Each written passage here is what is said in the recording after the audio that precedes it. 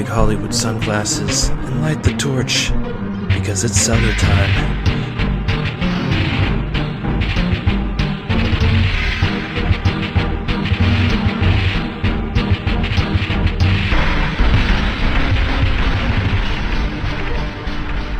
Welcome to the Crack Cellar, as the prophecy was once foretold. I'm Two-Spirit Penguin Daniel. And I'm Broadcaster Nickels. And today we're here to talk about my Cyberpunk character's giant schlong. Penis number 2 is how we refer to. Penis number 2 waves in the wind with authority, Broadcaster Nickels. And I didn't appreciate we were number 2. And I feel like you especially can relate as a fellow user of penis number 2. Am I right, Broadcaster? You can't have a dramatic pause in such a statement like that. That's not allowed. The schlong is very interesting in this game. It's very up in your face and like they're like, yeah, we show dicks. You know? That's what I guess we that's do. I guess that's a viewpoint I would expect from a bigot such as yourself. Well, I noticed that the female anatomy is not nearly as detailed or put in your face in this game. Well, spoiler alert for any virgins out there, but to be honest, the male anatomy, standing still, like not in action or anything, you know, it is what it is, you know. But when you're talking about vagina in action, you got to talk about a lot more detail. And, well, it's not aesthetically pleasing for a video game to really put in the detail to a vagina, you know. No, it is not. Because, you know, usually with like men, it's just the variance is in the length, you know, maybe some testicle size or whatever, you know, but that's about it, right? With a woman, I mean, it can get diverse, you know. It can. Yeah, it's a wide world of sports out there, Broadcaster Nickels. That was very sexist of me. I'm sure women would say the same thing about penises. yeah, we're only 2 minutes into this podcast, and we have been problematic multiple times, so we should probably move on to, you know, my birth was problematic. The world wasn't ready. Used to be a safe place, then Broadcaster Nickels. Technically, my birth was actually problematic. True. And I actually called 911 on the hospital phone because I thought you were murdering our mom when you were born. So that's a true story. After I got older and I found out the actual procedure and everything that goes on, I don't blame you. Yep. Oh, dude. That's some nightmare fucking shit right there. I still remember the way her scream sounded, dude. And this was when I was 5 years old. All right. Let's talk about that. It's a crazy thing, man. It's not something I ever heard ever again. And my own wife has given birth, and I was in the birthing room with her, and there wasn't a single noise that she made that was even remotely similar to that. So you definitely came into this world with quite a demonic legacy. It's all right. As things progress, I will achieve my final form. So what do you think about this game so far? Obamacare 2.0. I'm glad you asked. Robo Obama has no authority in Night City, okay? More than you'll ever know. So I'm at Act 2. I just started Act 2. I think you damn near beat the game, right? Like, you're pretty deep in. Yeah. No, I technically have already beat the game and on New Game Plus. Ah. Yeah. So, okay, so your first impressions are much more in-depth than mine, but without spoiling anything, without going too deep, what do you think about the game? It's hard, you know, like you don't want to talk a lot of shit about it.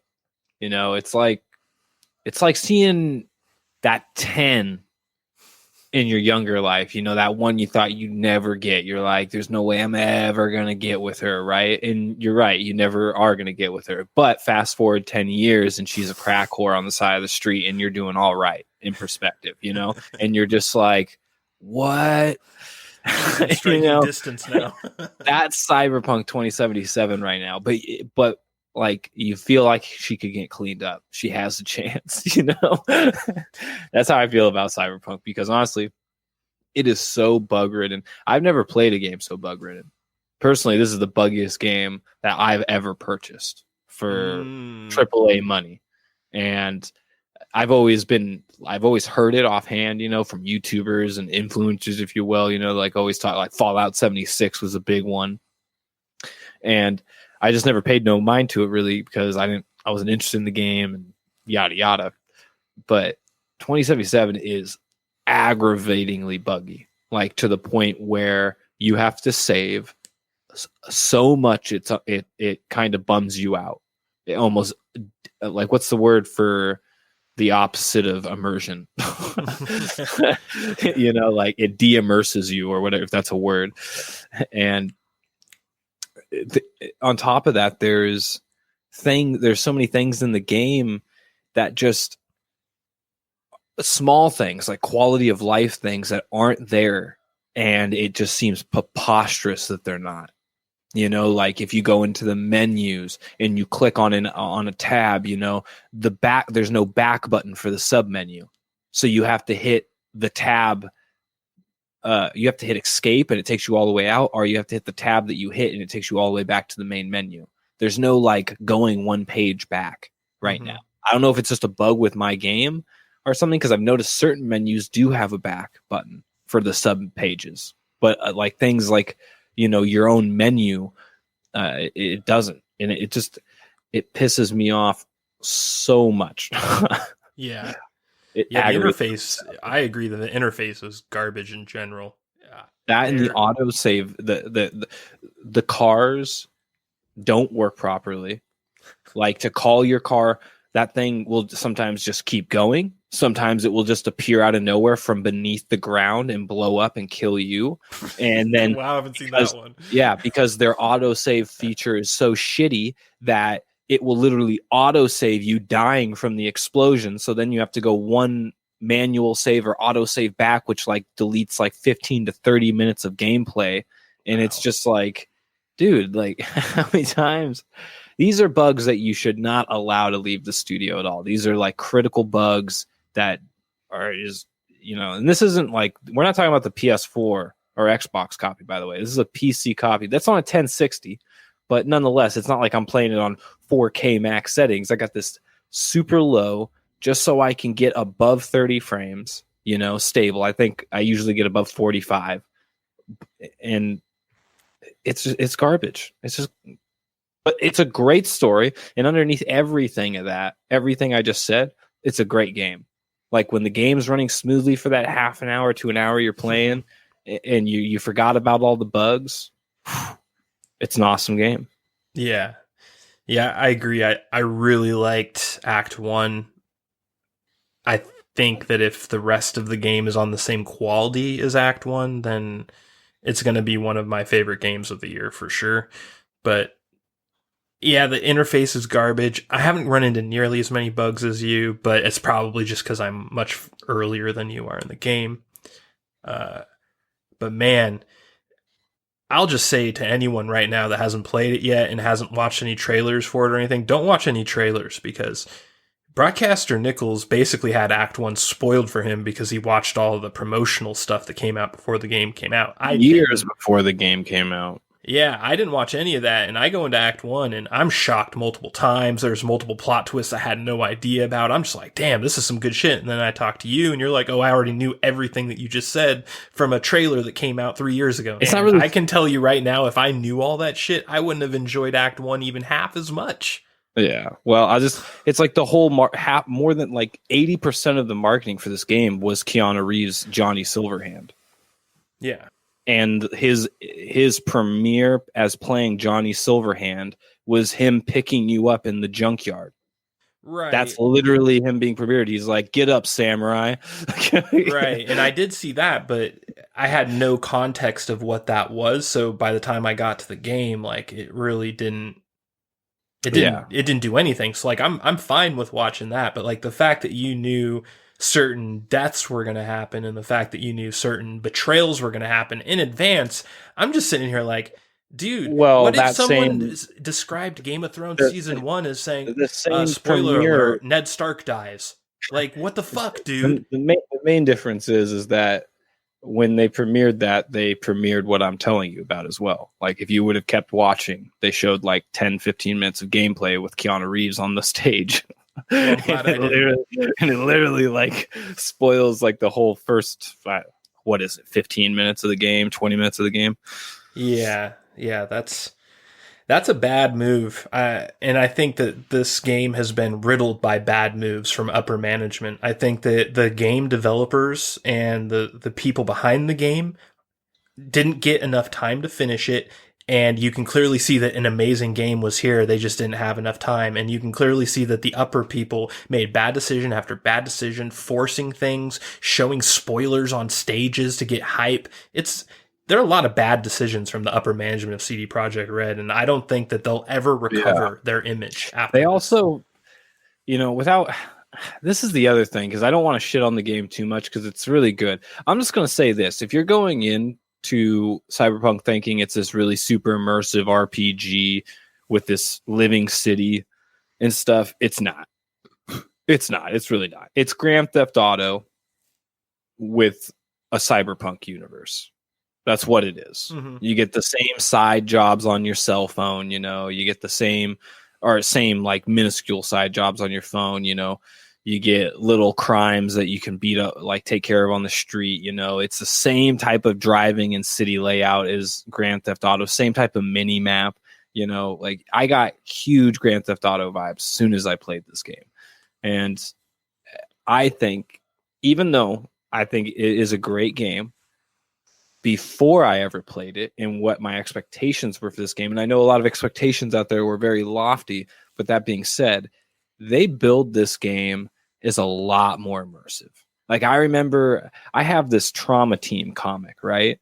That came out before the game launched. It's kind of telling you about Trauma Team and stuff like that. And my whole playthrough through the game, I didn't see Trauma Team besides like the very first part of the game. They are not even a part of the game. You just hear about them, right? You just hear about this insurance program people have, but they're super cool. And like, there's no side quests with them really. And I was like, man, I really thought this was going to be a way more diverse game where if you're like, say a net runner, like it is critical for you to not be like, you're not a brawler. You're not a gun dude. You're not some slick, cool guy. You're a net runner. Everything you do in the game relies on your expertise through technical or through cyberware, and it's not like that. No, like I spec for intelligence and technical, and I literally still got the best guns in the game. I do enough damage and have enough defense to pretty much mow down anybody, and it's like that's not a net runner. Like, and you're playing on hard mode too, right? I'm playing on very hard mode. I thought it was just hard and then like max hard. So are you on the maximum hard? Yeah, I'm on max hard, very hard. Oh shit. I'm just on regular hard. Okay. Yeah, well, I found out very hard increases the experience you get from kills. So if you play on very hard mode and just kind of like cheese your way through encounters, like stay back and snipe and stuff, you overall just get more experience in your playthrough. Yeah. So you level up faster. And it's just like, okay, well. I'll probably do that on my second playthrough when I finally get the mythical 3080. And here's the other thing, this goes to the immersion thing. A lot of the stuff in the game doesn't seem to matter. Like at all. I didn't want to believe it when I was hearing like some of the more controversial journalist reviews, I would say, where it just didn't sound like they were even playing. They never played an RPG and didn't know how to review one. But they are kind of more than half right. Like a lot of the stuff is just kind of meh. Like there's no point in doing it. Once you get a badass fucking weapon, you can literally mow down everybody. All the clothes in the game are like there's no vanity system. All the gear in the game has the stats it has, and it's random roll at that. So it's just like it almost has the Destiny effect going on, where you just constantly look like a hobo, even though you're teased with these really cool clothing aesthetics and stuff in the trailers and what other people are wearing and stuff like that. And you're like, how do I look that badass? I played the whole game through and I look like a fucking idiot. Yeah, I did. I just look like a fucking idiot. And it's just like, again, another empty checkbox for immersion. Yeah, I know. I got to a certain point in the game where like I had to upgrade leg armor to a dress because the leg armor was like 4 times better than what I had equipped, but all I was finding was dresses. And I'm just sitting here like, are you fucking shitting me right now? Another bug in the game, I'm pretty sure. Because why are you getting female clothing if you're like, why are you getting the opposite gender clothing? Yeah. Oh, like, because they're woke, man. That's why it's a virtue signal. I really don't think that's it. I mean, that would be super progressive and I would be surprised, but at the same time, I think it's a bug. I just think it's another one of their numerous bugs in the game. Maybe. I think I'm a little more cynical, and I've seen some trends in this game where they're not going cynical. Full on. You'd be giving a massive benefit of the doubt in that one, brother. That's the opposite, dude. They don't, like, in my experience so far, they haven't gone full on at SJW or anything. But there is the game's super not woke. But there is a weird undercurrent in certain aspects. Like there's a billboard in the city of, I think it's like some sort of Coca-Cola thing, and it has like a female prostitute with a giant schlong in her fucking crotch area, which is like, okay. Yeah. I'm like, okay, but that's cyberpunk. That's so cyberpunk. That was cyberpunk before it was actually a reality, if you get what I'm saying. Yes. But it feels like they purposely make it so you really see the bulge, and they like really are. I think that's funny. They're really trying to put it in your face. And it reminds me of Always Sunny. Hey, no bulge. You got the surgery. I just feel like they really make it a point to push the trans stuff and the gay stuff very hard in this game. I feel like not that there isn't straight stuff too, and they do represent everything, and I'm okay. Like I don't care really about this. Cyberpunk. I just feel a very small tinge of we're gonna kind of push in a direction just subtly enough to where people don't call us on it, but we're definitely trying to kind of nudge in a certain direction. But maybe I'm crazy. I don't know. I mean, the first time I ever heard the concept of a man being in a woman's body or vice versa was Cyberpunk, like literally. And then I heard the term a lot later on in my life, and they were talking about it in a lot more ridiculous of a manner, in my opinion. Yeah. No, it's so definitely it's like, appropriate. Yeah. So it's like, Cyberpunk has like this defense almost. It's like, man, I was talking about this shit. It's like a kid like not wanting to talk about because they were it's cool now, they're like, I don't like it because you guys talk about it now. Cyberpunk's that kid. Yeah it's very subtle. I don't know, I feel like there's a slight undercurrent. That's all. I mean, I don't really mind it. The game is so visually exotic and what's the other word I'm looking for? Just kind of, it saturates you with the taboo nature of the human mind. Like everything inside Cyberpunk is some taboo aspect that we just really keep in the shadows, and it's amplified in Cyberpunk. Like down to the makeup that females and males wear, to the clothing, everything's neon colored. All the cars are, even if all the junkers, they have outward pipes and exhausts and like these giant hood swoops and stuff like that. And the nice cars, they have interior, they have white carpet with blue neon lights and stuff like that. So it's also extravagant, like I feel like that's kind of, I don't know. I think that's why Cyberpunk has always been so appealing to people for so long, is because like you just is the only universe where you could actually be anything you wanted, and it had stats. there was a book out there that gave you stats. You know, it's kind of like it's the sci-fi for D&D. Yeah. You know, so it's like if you liked video games at all, if you like stats and you're into RPGs and you find Cyberpunk and you were even on the outskirts or the fringe of what was socially acceptable in reality, it's probably pretty appealing to you. So I have no doubt you'd see a chick with a giant dong. All right. Gameplay wise, what do you think? It's a letdown. It's just kind of not impressive. It's not groundbreaking. Nothing in the game is groundbreaking. Nothing in the game is groundbreaking. It's cool looking.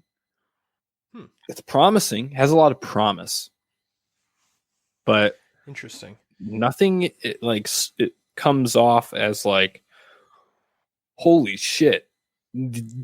Games going forward are going to copy this mechanic, or like they're going to take this aspect, or they're going to like jack this from the skill tree system, or you know, they're going to build maps like this, or there's none of that. You don't get any of those sensations from this game. Well, sounds like you're a little bit more down on it than I am, and I'm absolutely more of it, so that's kind of worrisome, but should make for an interesting review when we get to that early next year. In the meantime, Broadcaster Nickels, are you ready to get to our preview of Matt Shakman's WandaVision? I'm proud to be a Marvel fan.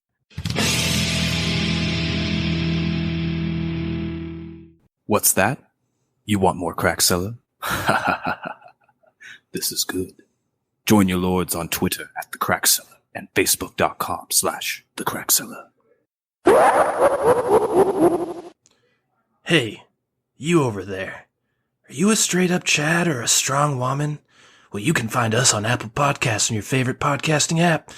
Or, if you're a straight-up beta cuck, find us on YouTube with the rest of the Cloud Chasers.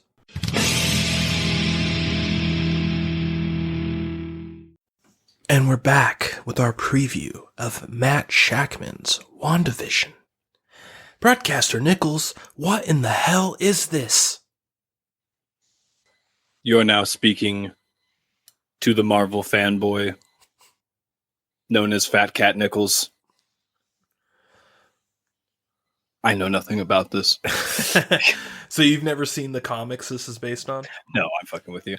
So I think based on only my, ace level intellect, that it's based on a comic book run of the Vision called Vision by Tom King, where if you know the lore of Vision at all in the canon, some things went down with him and Wanda, Scarlet Witch, I should say. They had a kid, yada yada yada. It's all backstory and this stuff. It's weird because everyone knows he's a synth and she's a real human who's a witch that got powers from, or she's Magneto's kid that got her powers from a demon because she was born above the burial site of a demon, I think, something like that. Not Mephisto. It might be Mephisto. I'm not sure. I think it is actually Mephisto. Mm-hmm. Maybe it was just the hand of Mephisto was buried beneath her. I can't remember. It's all like old school stuff, but nonetheless, that's all backstory. This takes place in this suburbia setting where the Vision has a perfect robot family, a mother, or a wife, a son, and a daughter, and a dog. They're all robots, and they live in a human suburb. But yeah, but anyways, it's, if you read the comic I'm talking about, this run by Tom King, it's heavy, kind of freakish suburbia, like perfect family, things hidden underneath the surface type shit, people losing their cool, killing people, hide dead bodies in the closet type shit, When I saw WandaVision, I immediately got like some old school 1960s, 1970s sitcom style. Well, maybe not that late. It might have been 70s, 80s style sitcom. And mixed with my only, I should say, dive into the Vision verse, if you will, which is the Tom King's run. And I immediately picked up on it. Like, I was just like, oh, this feels like they're trying to do like Vision trying to make a family thing work, where all of his Avenger buddies told him it didn't work. You did read the comics then? This comic series that you're talking about? If it's called Vision and it was a 2015 to 2016 run, yeah, I own it. I was very, I loved it. You're not sure if this TV series is that based off the trailers? Well, that's why I said loosely based on it, because for instance, like an obvious difference right off the bat is Wanda being the wife.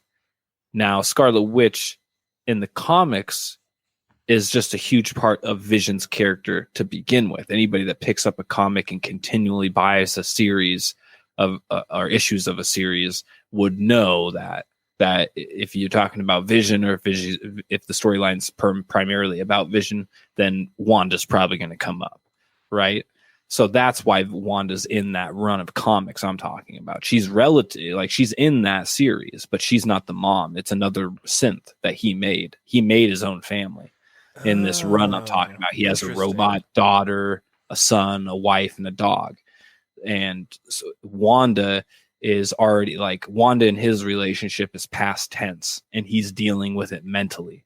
He's trying to he's trying to build something better in this comic. Whereas in this series, he's clearly, it looks like he's doing what he was doing with his family in Tom King's comic, but with Wanda. It seems like it's based on something that exists overall. Yeah.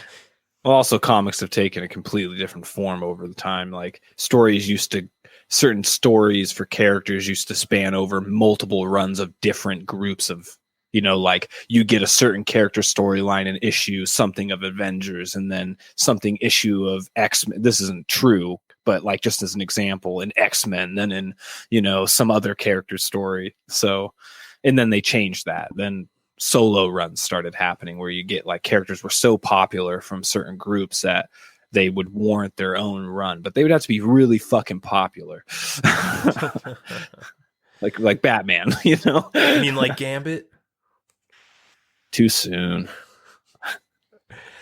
Yeah, to me this show, I watched both the trailers, and to me it felt like Bewitched essentially, but with this weird like you were talking about, like suburban panic sort of vibes.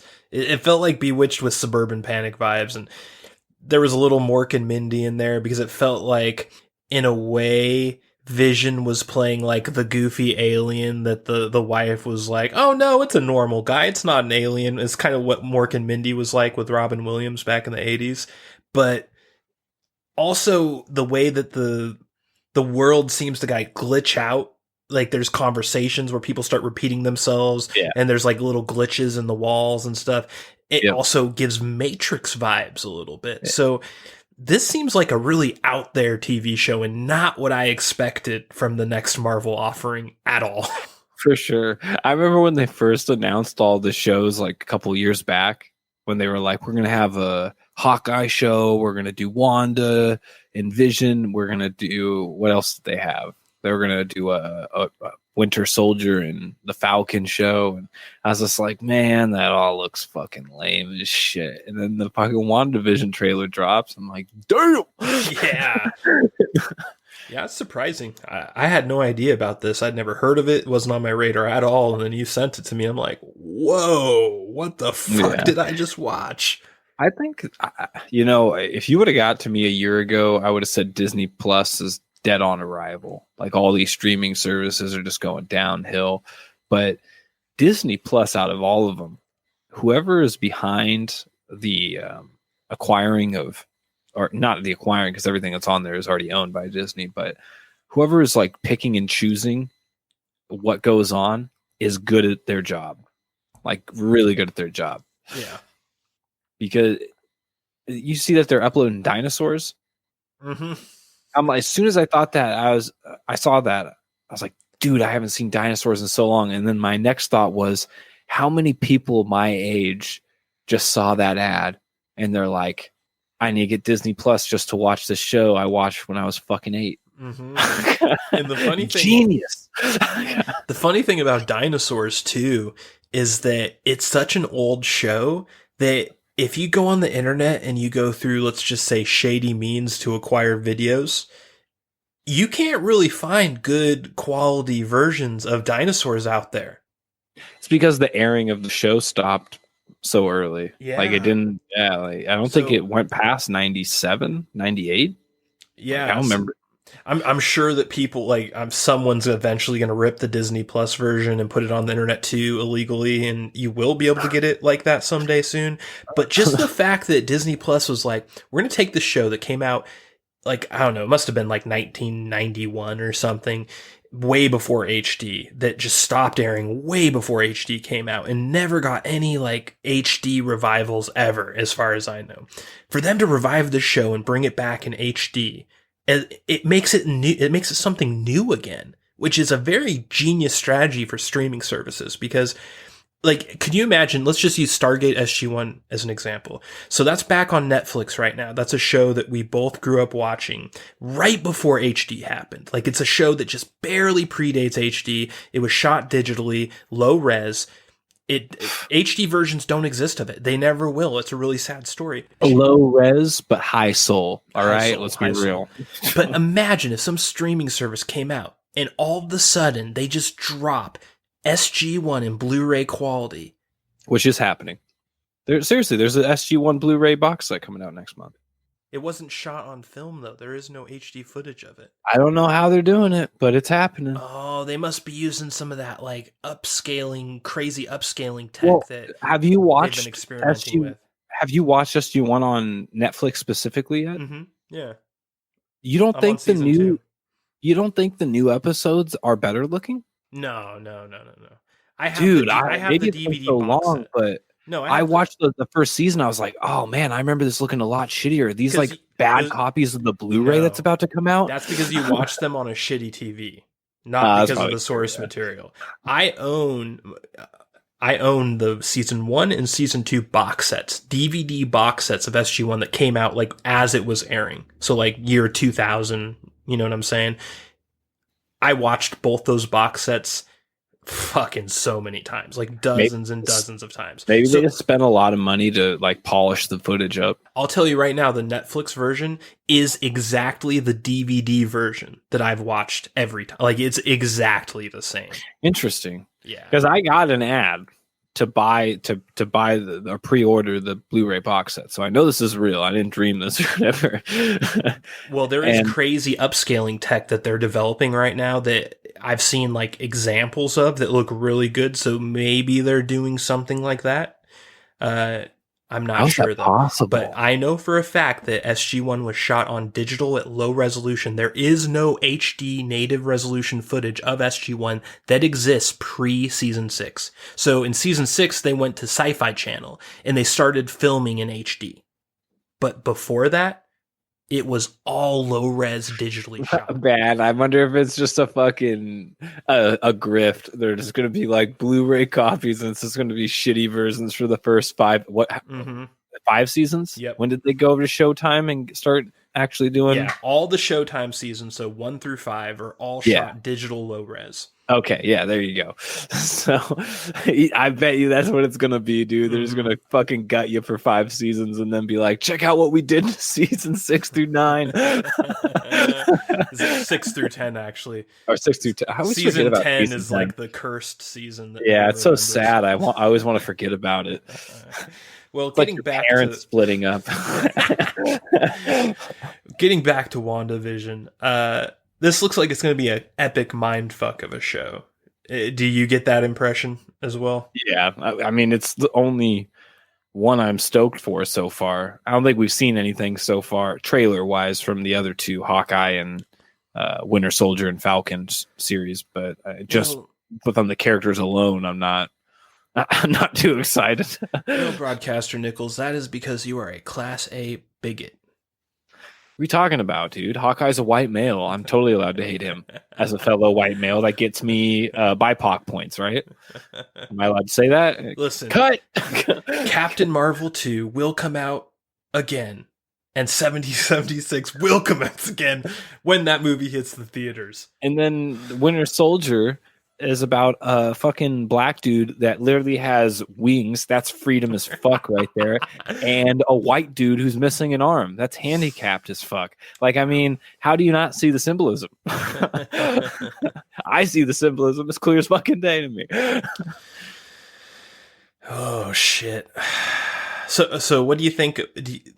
Do you think that this is kind of like a Legion style show? Like, because I hope it is. I got distinct impression that this is more that sort of take. I know it's never gonna be as fucky as Legion. I don't think anything's gonna be able to quite get as fucky as Legion as far as Marvel IP goes ever again.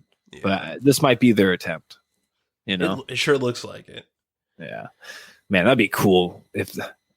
Dude. Well, I mean, what's your take on the fact that there are multiple time periods shown in the trailers? So, like, this obviously isn't all bewitched 1960s. They also go to the 70s, then they go to the 80s. I think they go to the 90s and the 2000s as well. Like, it seems like they go to every decade since our parents were kicking it, you know, as kids. Yeah. That's what it seems like. It could be one of two things. I mean, obviously, Wanda could be using time travel magic of some kind, or it could just be like a simulation of Vision, he's like running these routines.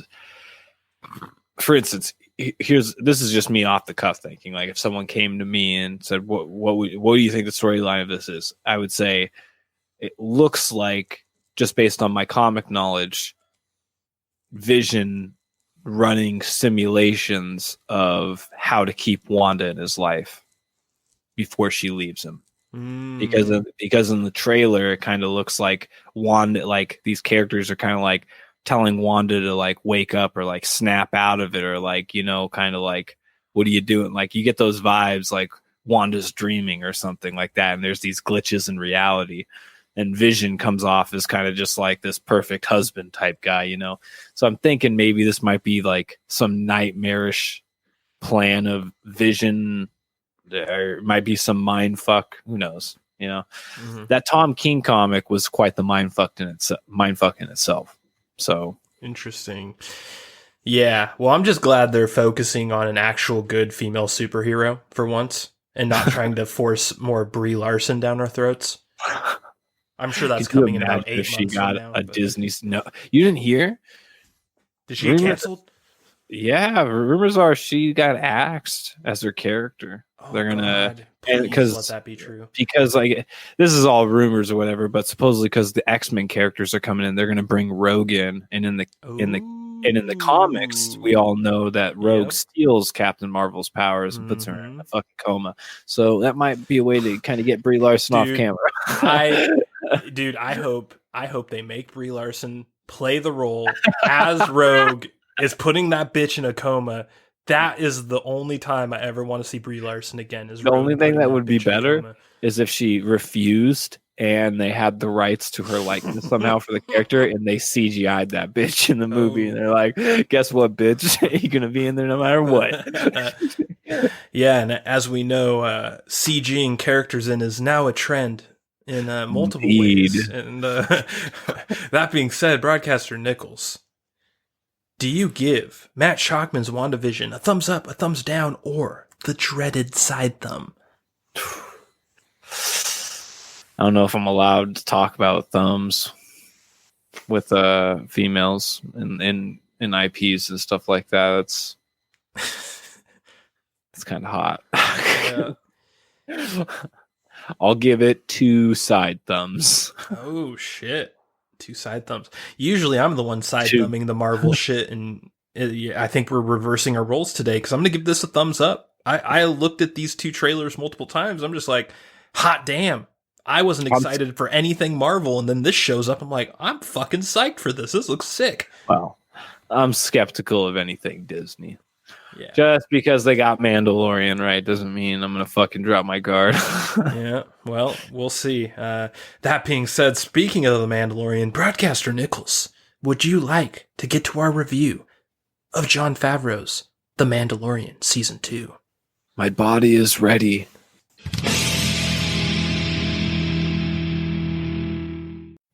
And we're back with our review of Jon Favreau's The Mandalorian Season 2. And the creator describes it as the following. The Mandalorian and the child continue their journey, facing enemies and rallying allies as they make their way through a dangerous galaxy in the tumultuous era after the collapse of the Galactic Empire. Broadcaster Nickels, can you believe that the production values actually went up in Season 2 after Season 1 was so high budget to begin with? I think it's just going to go up.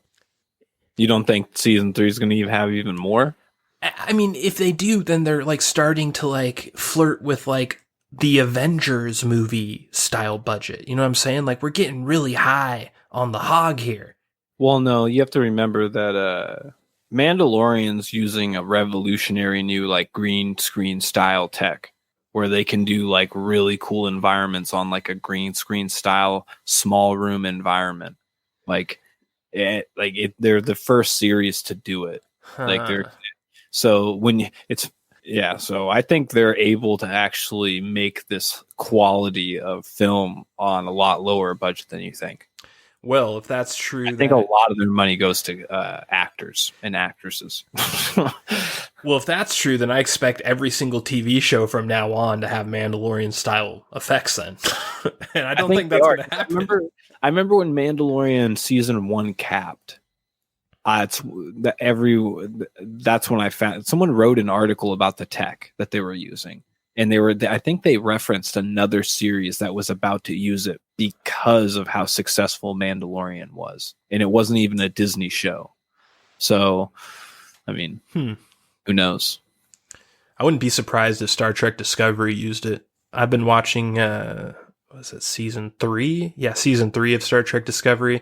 And it's much, much, much better than Seasons 1 and 2. And one of the main differences is that they're going to different types of planets all the time. And they have amazing looking effects for like these planets that they're going to. Like, it's just like Mandalorian, you have this huge variety of environments and sets. And you're just like, it never gets stale, right? Because the Mandalorian is moving and you're just always getting this new cool stuff every time. Star Trek Discovery kind of feels the exact same way, so I wouldn't be surprised if that was the show that decided to steal it. Yeah, I think the main takeaway is that they're not working with static environments anymore. Yeah, definitely. It's an amazing looking show. It looks better if whatever tech they're using, if they're doing it with a lower budget somehow. All that aside. If you just side by side look at the Disney trilogy that just wrapped up and you compare it to Mandalorian Season 2, you would actually think Mandalorian Season 2 had the higher budget, which is crazy. Yeah. I don't know. In certain ways, like, for instance, there's certain characters that we'll talk about in the spoiler section where the budget of the show kind of shows, in my own interesting perspective, certain characters' makeup and also I don't know how to say this because I see it in low budget movies and series, and the only way I can describe it is people's clothing not fitting right. It doesn't look like, even though they're wearing it and somehow they're moving around in it, it just looks off. And sometimes I look at the Mandalorian armor. It's funny I'm saying this because I really love the show, but sometimes I'll just see the Mandalorian in certain scenes and stuff, and I'll be like, that helmet just looks really big in that scene on him. And I don't know if it's the body double that plays him or something, or maybe he has a big head, so maybe that helmet is bigger for him than it is for the scenes that truly what's his name is playing, Pedro is playing in. That's an interesting observation. I didn't notice that at all. But yeah, but with other characters too, like, I don't know, like when you watch movies like the newest Star Wars movies, even though they're just terrible storyline in my opinion, you can see that the money is in there. like all the wardrobe and the makeup and the special effects. It's just dialed. It's in. And don't get me wrong, Mandalorian has it almost all the way there, but I think they're just like a half of a fucking notch off. Like there's just certain scenes and angles where I'm just like, yeah, that was a little low budget, or there's like a certain actor that they got that they thought may have, been good on paper, but then they actually did the scene and you could just tell that was the best take they could get. So interesting. Yeah. Also Baby Yoda, like the first season and like the first half of the second season, it didn't really hit me, but towards like the end of the second season, I don't want to really say anything, but when you see Baby Yoda towards the end of the second season, you see his mannerisms, and maybe it's just because there's a gap between when you saw him, but seeing him do the same kind of weird head shake mannerisms, it made me realize that he's very limited in movement. Like he's not actually a really complicated animatronic. So I don't think. So do you? Okay, that's a great point right there. Do you think Baby Yoda is a practical effect, or you think he's CG? He's practical effect. He is. Okay. No doubt. Because CG's gotten really good, as we'll discuss in our spoiler section. He might have a CG makeup very over good. Him. Yeah. But I think I'm with you. I think he is practical, especially in certain shots. Maybe, you know what? Now that I say that, maybe some shots he's practical and some shots he's CG. I don't know. I think CGI is applied in a lot more practical terms nowadays. Like there doesn't have to be full CGI. I have no doubt they put CGI effects over the animatronic version of Baby Yoda. So, like at certain points, like there's a certain episode where he actually does like a full walk towards something in an open environment, and you see him interacting with snow on the ground. And I think that's an animatronic. I'm pretty sure that's animatronic. Interesting. Yeah, I might be wrong. Sure. Who knows? Not sure about that. You're the first person to make me question that, because I was like, damn, maybe it is that good a CGI. We're in the uncanny valley now for sure. Like you see CG now and you're like, you do a little double take. You're like, oh fuck, that's CG, but oh my God, like, damn. Speaking of like, damn, the soundtrack to this season was stellar. What do you think about the soundtrack? Because especially in the second half of the season, I thought that it was just killer. It was a really good soundtrack. I think that's kind of the secret sauce to Mandalorian. Mm-hmm. I remember you said, we were talking about this earlier in the week, but you're like, as it gets closer and closer to Friday, you start hearing the Mandalorian song in your in your head. And you were comparing it to Game of Thrones. You're just like, that's how you know it's good, because the Game of Thrones song would start chanting in your head as you got closer and closer to the weekend. Mm-hmm. Yeah, it's the only show that's done that to me, except for Game of Thrones. It does have all the tracks are catchy though. Oh yeah, the town music is catchy. The engagement music is catchy. The intro music, the main theme, everything. Well, I don't know if you noticed this or not, but the final episode of the season had some of its own unique music that wasn't in the rest of the show. And it was really good. Like it was the final battle music was dope. Oh man, like, yeah. That's all I'll say without getting spoilers. Yeah, but that being said, season 2 fully embraces the arc format. Do you agree? Like season 1 felt like it was like they were kind of embracing it, but they also had some bottle episodes. I feel like season 2 had 0 bottle episodes. I don't know if you want to disagree with me on that, but I feel like season 2, every single episode was about the arc. I think episode 2 arguably is the only episode where you could say it's kind of in a bottle, because it was an episode. Funny enough, when you talk about every episode being on a different planet in this season, it was the only episode that did take place on its own unique planet, but it was about getting from the last episode's location to the episode after the second one's. So it was like a transition episode. Well, and in that yeah. way, it's a bottle because nothing really mattered that happened in the episode, really.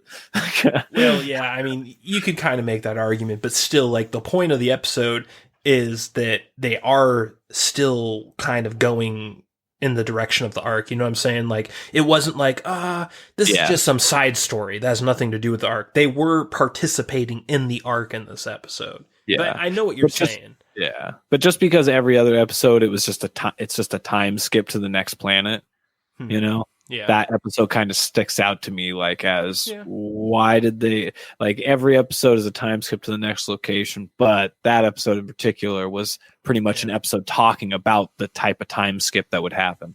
Yeah. And it's a testament to this show because more things happen in this one season than happens in 10 seasons of other shows I've seen. And that's with what you're talking about right now, where they're like time skipping between planets and shit. Like they're literally doing skips in this season to quite a heavy extent, but you still feel like so much shit happens. Yeah, I feel like you got like at least 5 seasons worth of like TV series bomb drops in one season of Mandalorian. Basically, at least, dude. Yeah. Yeah, and there's some major emotional swings in this show too. Like if you're an old school Star Wars fan and you watch season 2 of Mandalorian, there are going to be some moments where you might tear up a little bit. There are some moments, multiples too, not just one. There are multiples, but there's one in specific that we're going to talk about in the spoiler section a lot. I'm guessing that you're just like, as an old school Star Wars fan, you're just like, this is what it was all leading up to. Yeah, dude. John's like, he's like, if I'm doing this, I gotta do this. All right, that's in the contract. Yeah. He took Star Wars by the balls in this season. He literally just grabbed the ball sack of Star Wars and took it. Like he is not playing around with season 2. This is his vision. He wrote almost every episode of this season. The ones that he didn't write, he either directed or he was heavily involved in. Like Jon Favreau has a passion for this maybe not this genre. He has a passion for Star Wars that is exactly what you want from the person in charge of making Star Wars. No doubt. It's Mandalorian has turned out to be probably one of the best thing to happen in Star Wars since the original trilogy. I think, like I like the prequel trilogy a lot. I like the games, like Knights of the Old Republic and stuff like that. But I think Mandalorian is the most healthy, biggest boon to the Star Wars IP in a very long time, other than Rogue One, because everyone seems to really like Rogue One, and I like Rogue One too.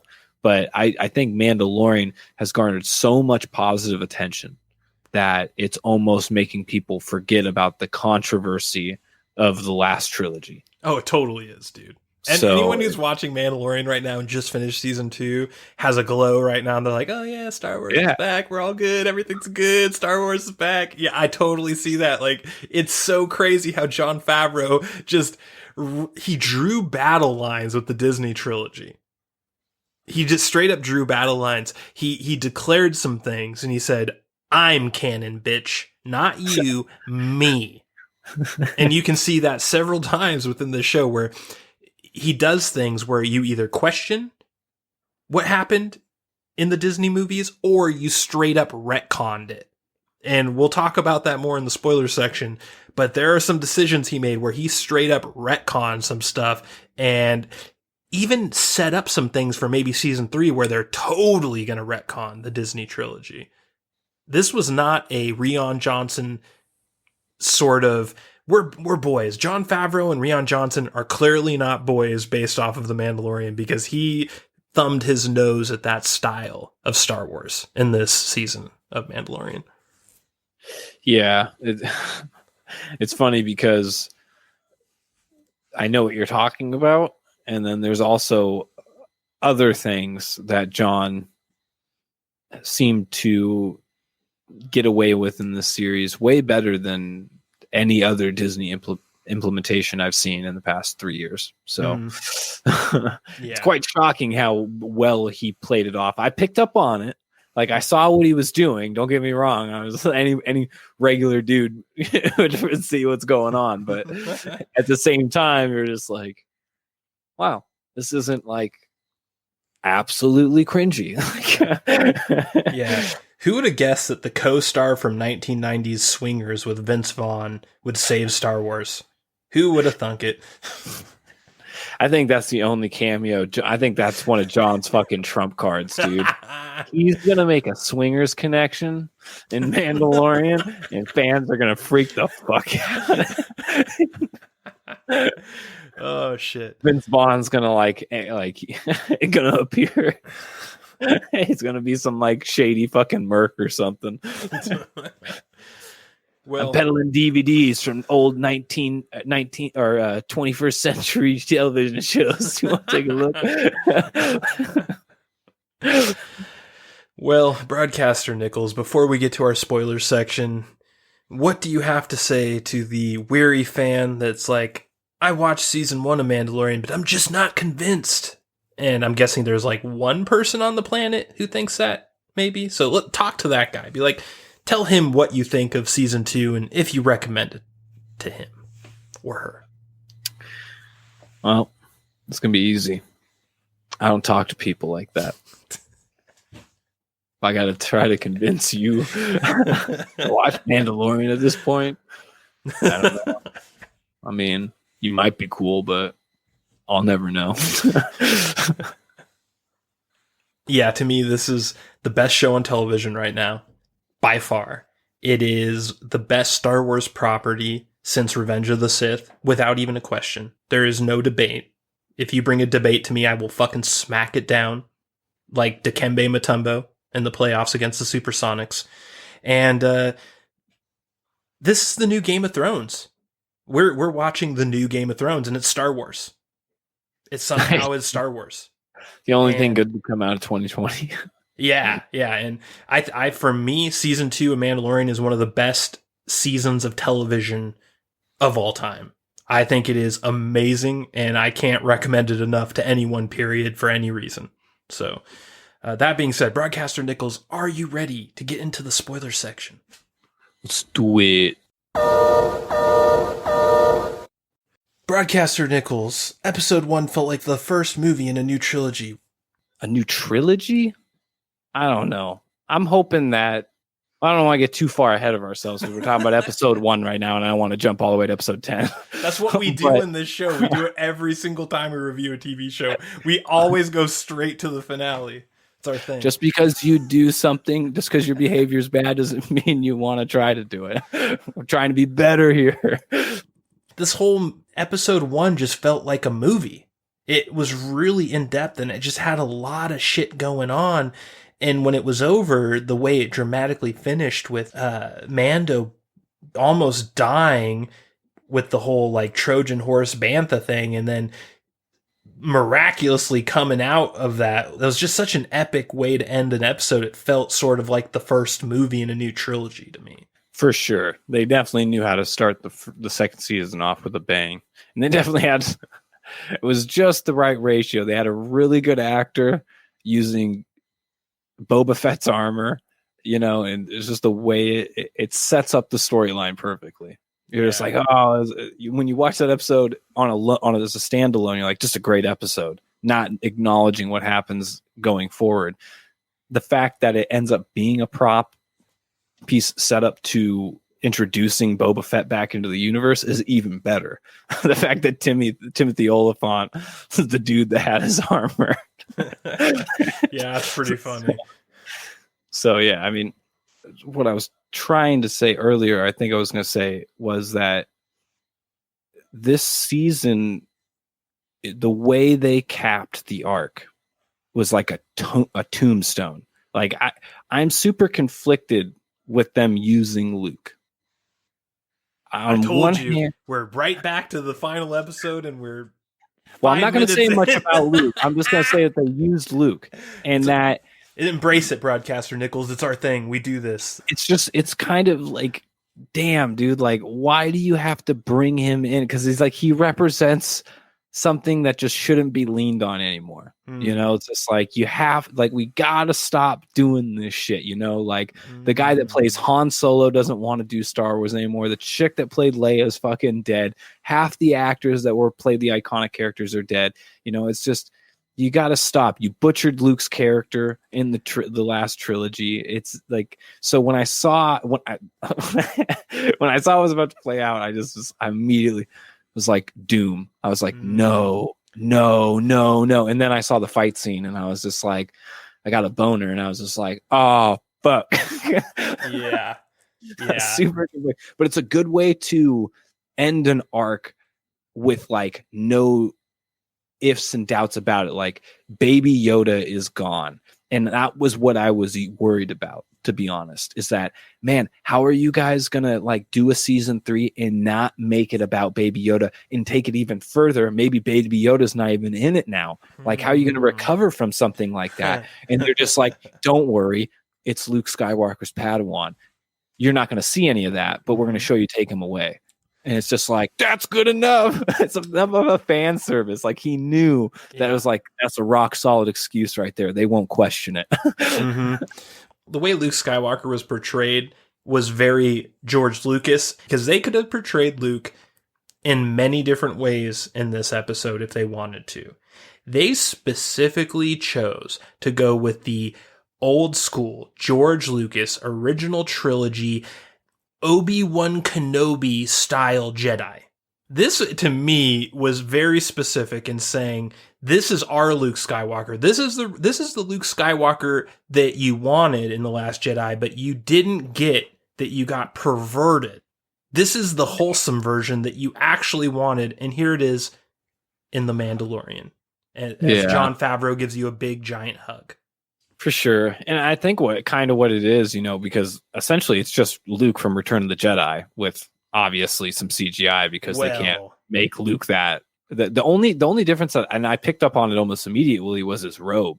His robe looked like a Sith Lord robe. It was pure dark. Like, that's not something, and I think he might have had a dark robe in Return of the Jedi, but I don't know. Just seeing it in more HD now and in more modern terms, it's just like, I was like, is this Luke or is this a Sith Lord? Like, what's going on here?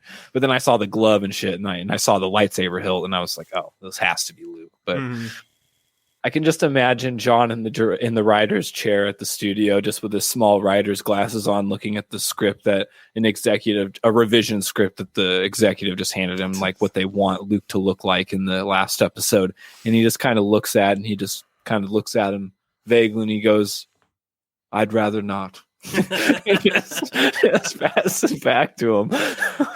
Well, God bless that man, because when we first find out that a Jedi is coming for Baby Yoda, so there's an episode with Ahsoka, and Ahsoka gives this really bizarre explanation as to why she won't train Baby Yoda, but purposefully kind of sets up like, oh, hey, take him to this planet with a temple, and he'll call another Jedi, and he'll come train him. And I'm just like, this is weird. This is weird for multiple reasons, one of which is that if you watch the Clone Wars cartoon, Ahsoka Tano revered Yoda like a god. So if Ahsoka Tano just came across a Baby Yoda that needed training, her eyes would light up like an anime girl. Yeah, and I she get was what cold you're saying, as fuck to him. Jedi aren't like that, you know? Like, they're like fucking, they're beholden to the Force, like some grand spiritual nature. If it tells them like it's not right, like they're totally going, you know? So like, I get what you're saying, but at the same time, it's totally cliche for like someone obviously worthy of training someone, or whatever situation you want to say, just being like, no, I'm not the right one. It's totally Jedi. Yeah. And you know, she has the fulcrum at this point in the show. And she gets the fulcrum in Rebels, another cartoon that I never watched, so I have no idea. Someone told me she loses it. I don't know about that. I never watched Rebels, but I know clearly based off her white lightsabers that she has the fulcrum in Mandalorian. And maybe the fulcrum changes your personality. Because the Ahsoka Tano I know from the original Clone Wars was kind of a kid. She had regular lightsabers. She had like, little peppy attitude, and she fucking loved her some Grandmaster Yoda. So maybe it changed when she got the fulcrum and she became sort of different. The Sith artifact she has, right? I'm not clear on that exactly. I just know it's some sort of artifact that empowered her lightsabers and like changed her as a person somehow. I know it changed her. I know it gave her like some ascendant personality or whatever like that. But I thought the white lightsabers were separate. I thought those were two synthetic Sith lightsaber crystals. She turned from red to white with the will of her force. Well, that could be true. Like I said, I've never watched Rebels, so I don't know exactly how it happens. I just assumed that the fulcrum is what gave her the white lightsabers. Oh, because she gets the white she gets the white lightsabers at the exact same time as she gets the fulcrum. So it's at least connected in some way. There's no way it's not. Yeah. I didn't watch Rebels either, but I know Ahsoka. I think Ahsoka has quite the character arc progression in Rebels. That's what I've heard too. Character. Yeah. So, yeah. She sends them to this other planet where we eventually meet Boba Fett, and the show just goes like into 11. And from there on. You just have a constant erection the rest of Mandalorian from here on out. But you get to this point and you're like, well, wait a second. Baby Yoda gets to this altar, he calls upon the Jedi, and he clearly gets his message out towards the end of the episode. And you're like, okay, a Jedi is coming for Baby Yoda. And you start to think to yourself, I've seen every Star Wars movie. I know what Jedis are alive. Who could this be? There are only two options, right? Other than Ahsoka. Yoda and Luke. Mace Windu. Okay, well, maybe. As far as I know, Darth Sidious murked Mace Windu, but maybe I'm wrong, and maybe Grief Karga showed up in a speeder and saved him falling from the skyscraper. I don't know. I'm pretty damn sure. Like, obviously, when all this comic was made, after that, everything got turned into Legacy. But there is a comic out there that says Mace Windu survived.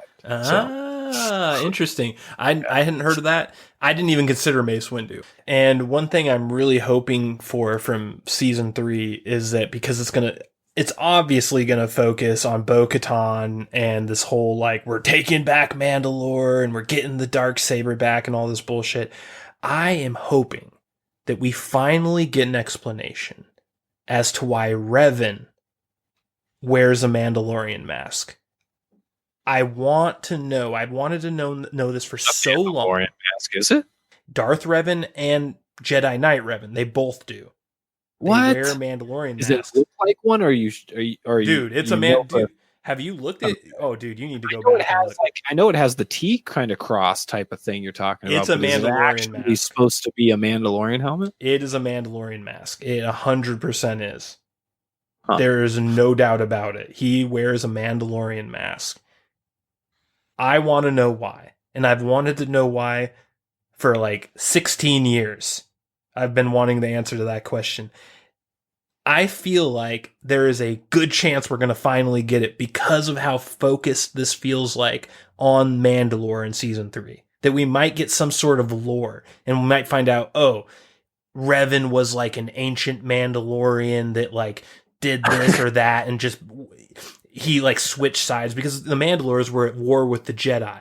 And maybe he became a Jedi and turned his back on Mandalore, and maybe he realized he was an idiot for doing that, then became Darth Revan. You know, like, there's a way to explain it. I just really wanted to explain because it's like one of those weird red herrings in the Star Wars universe I've never gotten over. Every time I see Revan or Darth Revan, I'm like, why the fuck are you wearing that mask? Where did that come from? Wow. Yeah, you are right. It's actually a female Mandalorian's helmet that was part of the Mandalorian Wars of 3973 BBY. Mm-hmm. And Rep found it on the shores of where that chick died during his investigation into finding out about the genocide of the Cathar species, which is a giant cat species. Mm-hmm. It's a lion species. Yeah. It's cat people. Cat people. Yeah. Well, anyway, you nailed that. Like, you were so confident. I couldn't believe that. So what do you think about the Baby Yoda controversy this season?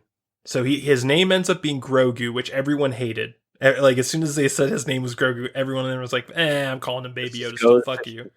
Another reason why I was talking about it earlier, why they used Luke to get rid of him. They had to. It was the only bullet that would work.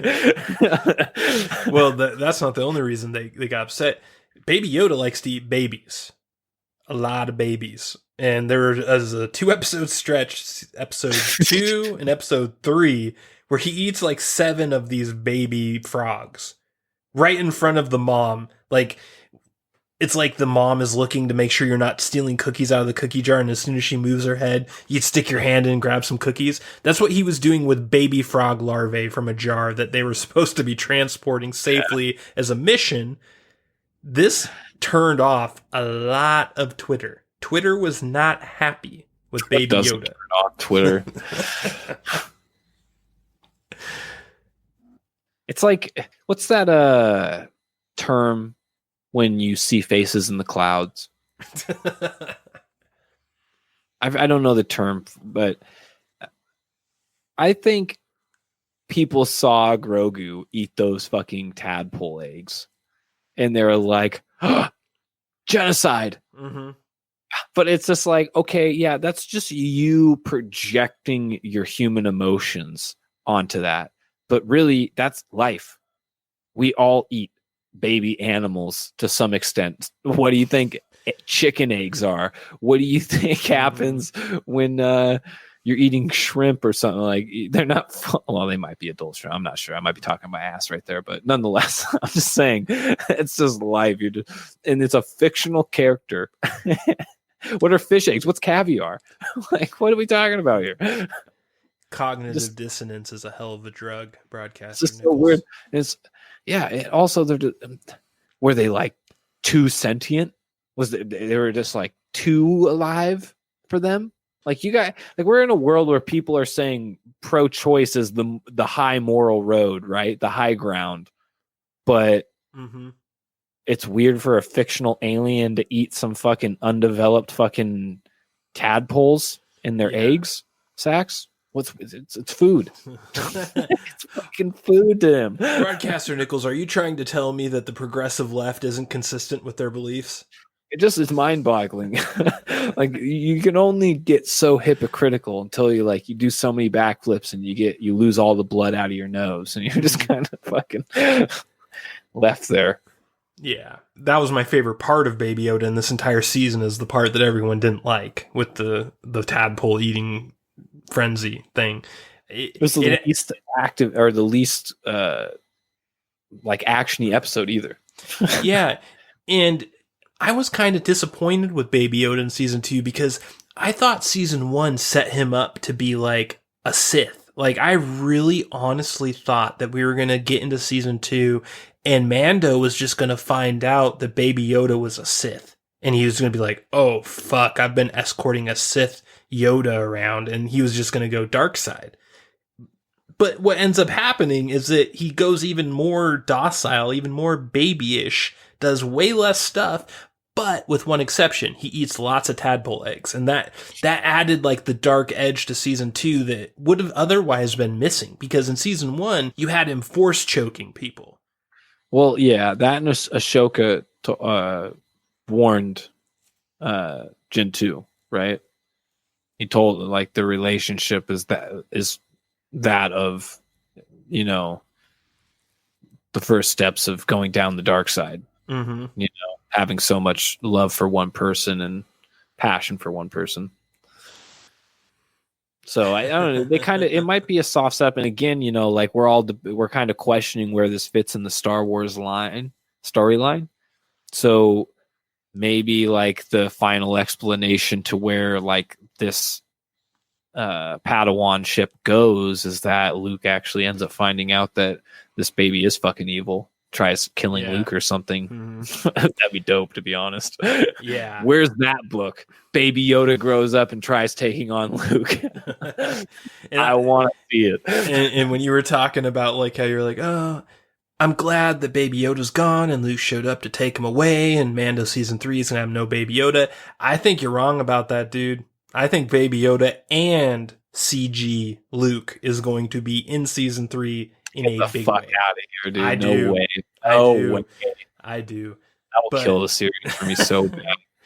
I don't think it's going to be the main focus. I think they're going to be involved in a way that at least includes a couple of episodes. That's my guess. Could be wrong, but is that this season seemed to be super heavy on setting up a bunch of characters, right? Yeah. And we know just based on the end credits scene for this one, which is kind of dumb how they did it. I will not lie. That's not something they should put at the end of fucking credits. But it's a spinoff. It's the Book of Boba Fett, or the Book of Fett, or whatever they said, right? That's kind of implies to me that they're going to be losing a lot of the characters from second season going into the third season. Like Fett's going to be his own show. Some of the actors from the season are going to be voice acting on animations, like the one that played Fennec, the chick that played Fennec. I always forget her name. The Asian chick from SGU. Yeah, she's going to play the actual animated version of herself in The Bad Batch. And then there's a couple other Star Wars spinoffs that are potentially going to happen, like Obi-Wan and stuff. And, it's already Tamara, I think that's his name, Tamara, the guy that actually acts as Boba, the voice actor for all the clones and stuff. He's billed to be an Obi-Wan because there's going to be some clones. Mm-hmm. So he's billed to play some captain or something like that. I'm sure.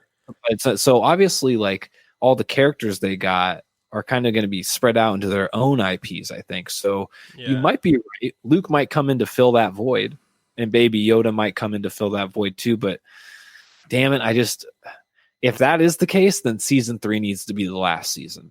I do not want to see like the Mandalorian just go like it's going to be. I could see it living way too long. This hokey Yoda Mando relationship. I think that we're going to see Jon Favreau retcon Luke to the point where it is undeniable that Last Jedi isn't canon anymore. I think that Jon Favreau is in league with George Lucas, and I think George Lucas does not like the Disney trilogy, and I think he has marching orders to retcon Luke Skywalker. I think we're going to see some shit with Luke Skywalker in season 3, and with Baby Yoda. I don't know exactly what it's going to be, but it's going to completely invalidate the Last Jedi version of Luke Skywalker. I'm going to say that you really want that to happen. I know you really want it to happen, all right? Your emotions might be getting in the way, but maybe it'll have. I'm not sure. But the reason why I really think Yoda's not coming back is because something that really stood out to me. Boba Fett dropped him off on that ship. At first, on a Moff Gideon's cruiser. At first, I thought that was strategical, but then he jumped away. And then he never came back the whole episode. And I was like, oh, wow, Boba's just out. Okay. And then Luke shows up.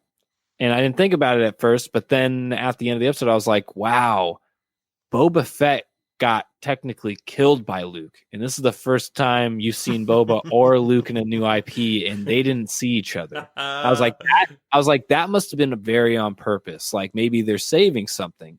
But then at the end of the credits, you find out that he probably is not going to be part of the next Mando season. He might be, but the fact that he's going to be in Obi-Wan, his own show, I'm kind of leaning on the fact they're probably not going to use him for season 3, which, I mean, I don't know.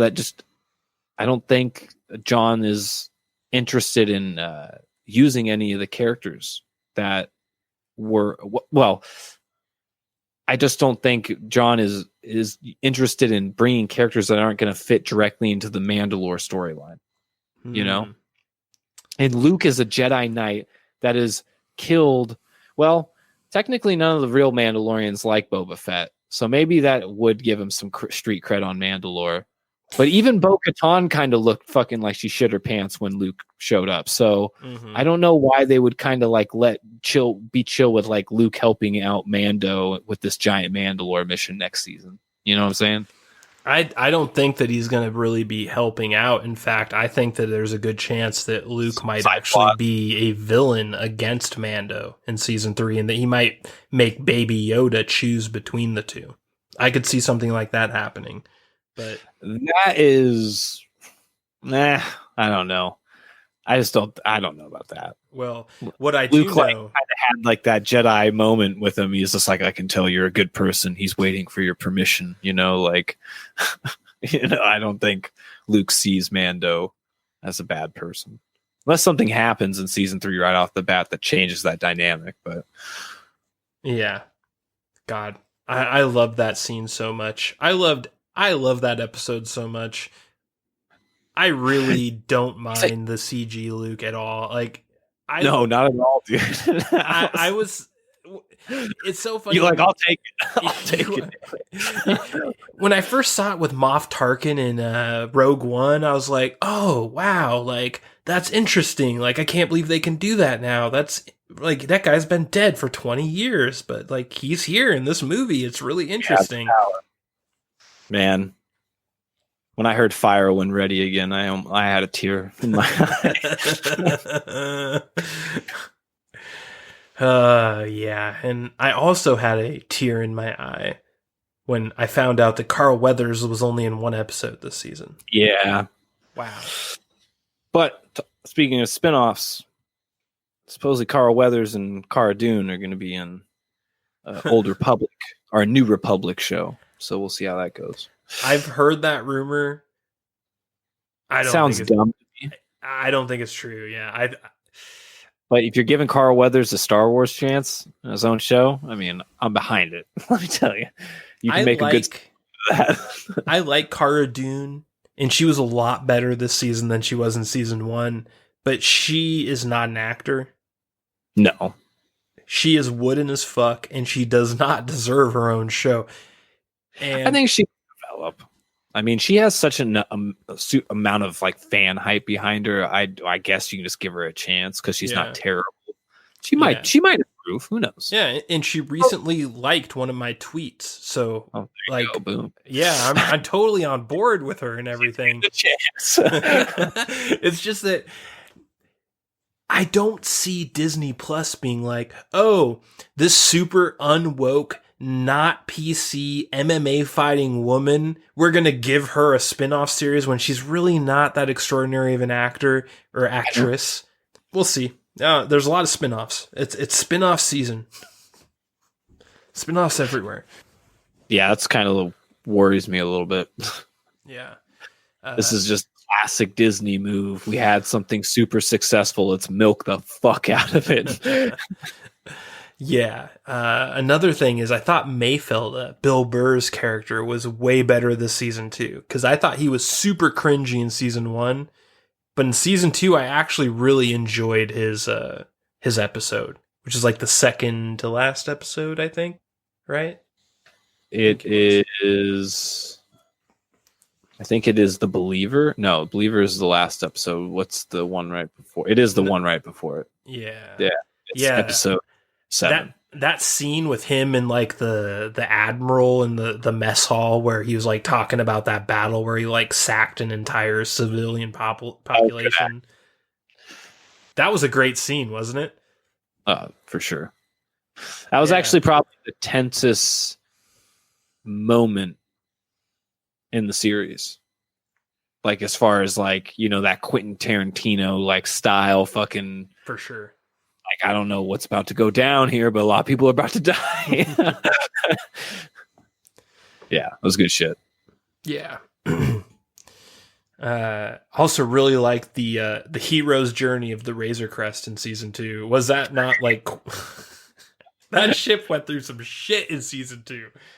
Something we also talked about off mic is a great sign of a series when you're really feeling something as insignificant as the ship in a series blowing up, like the Razor Crest. That fucking thing, as soon as it blew up, you're just like, no. You've seen it for what? Less than 2 years? It's not even like based on an iconic ship. Yeah. When you start to feel nostalgia for something that like you first discovered a year ago, it's good. I think they the ship, like you said, the ship itself had a good story arc. It did. It got beat up, survived a lot of shit. It went from, okay to nearly destroyed to okay to nearly destroyed to totally rebuilt to nearly destroyed to totally destroyed in like one season. It was really kind of crazy how much. It was also really cool to see how distraught he looked. He's just walking around the shipwreck, kicking shit over. Yeah, you remember in Trailer Park Boys, early seasons of Trailer Park Boys, where Ricky's dad was still involved, and Ricky's dad drove like a really shitty car that like barely worked and fell apart. Yeah, that's what the Razor Crest reminded me of, like the Star Wars version of that car. I feel like him and Ricky. That's true. Ricky's car was the exact same way. Good point. Eaters. Yeah. It reminds me of that. Like that Razor Crest was like is old Betsy, right? But it was a piece of shit that was literally on the verge of death every moment you ever piloted it. That's what it felt like. Yeah, you grew with it. That's for sure. He never got his ship back. No. Or he never got another one. Yeah, season 3 ends basically, or season 2 ends basically with his ship being destroyed, him taking Boba Fett's ship as like a surrogate for the final 3 episodes. But then Boba Fett bounces. He never takes it. He hitches a ride. He uses it. Okay, whatever. You know what He's I'm saying. never in control of Slave One. Razor Crest is replaced by Slave One for the final couple episodes of the season, but then Boba Fett bounces at the end of the finale. So he detected that shit in the Force. He's like, I feel like my head hurts. I'm gonna leave. Fucking bounce. Yeah, so it's going to be interesting to see where Mando falls in season 3 in episode 1. Like, is the first mission to find a new ship, or does he not give a fuck about ships anymore? Like, who knows? I guess it really matters how it plays out between him and Bo-Katan. Mm-hmm. Because, dude, man, before getting into that, like theoretic, theories on how that's going to play out in season 3, the way Moff Gideon's character is played to kind of pit them together in this tense moment, that was super well done. Oh, hell yeah. And I hope we haven't seen the last of Moff Gideon. I doubt because it. That was super well played. They purposely made him live so that he would be able to come back. Like, you could feel it. Shit in that moment. Yeah, probably. But it was nostalgia pie for most of this season. Yeah, I'll tell you, it was super nostalgic. Was the actual launching sequence of the TIE fighter in episode 10 when they're like trying to trick them to keep the bay doors open or whatever.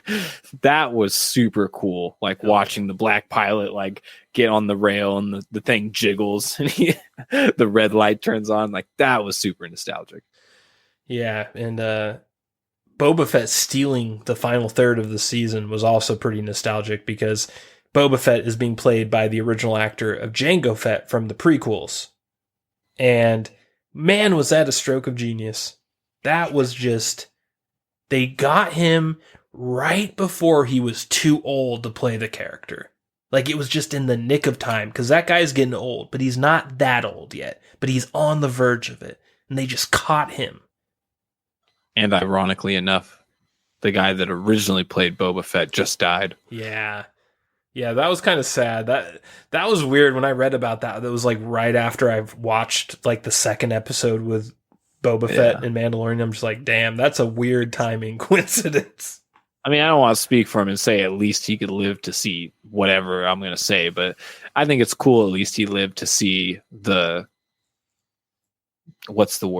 reprisal of Boba Fett, I thought that was pretty cool. It's almost like his soul was waiting for it. Yeah. And it was a good reprisal. It wasn't like it wasn't like Gambit and the Wolverine. Okay. God. It wasn't like that. This was like a legit Boba Fett that literally stole the final third of the season. Like, it was the Boba Fett show. And then, spoiler alert, end credit scene in the final episode, there is a Boba Fett show coming soon, the Book of Boba Fett. Not to mention, like, the tease for it is dope. Oh, God. Short and to the point, so sweet. Like, so sweet. I couldn't believe they did that. I don't know what that race is, but the fact that that right hand man has been there the whole time, just becoming fat himself. Yeah. He's like Boba and just gets blasted instantly. Like, no character development at all. He's like, nah, you're dead. This is my fucking den now. Just seeing that room again, like as soon as the scene starts, you're like, oh fuck, this is Jabba Hutt's palace. Like as soon as it starts, you're like, oh fuck. And then it goes right to the exact same room. I like when he had like that Twi'lek slave girl there, and what's her name? Freed her. I'm like, oh, that's like Slave Leia. You know what I mean? Like it's nostalgia pie, man. This fucking show was nostalgia pie. The pose too just made it so much better. Fennec with the sniper rifle sitting on the armchair, and it's just like, dude, did this series just end with Boba Fett sitting on Hutt's throne? What the fuck? He stole it from Mando, man. He stole Mando's show.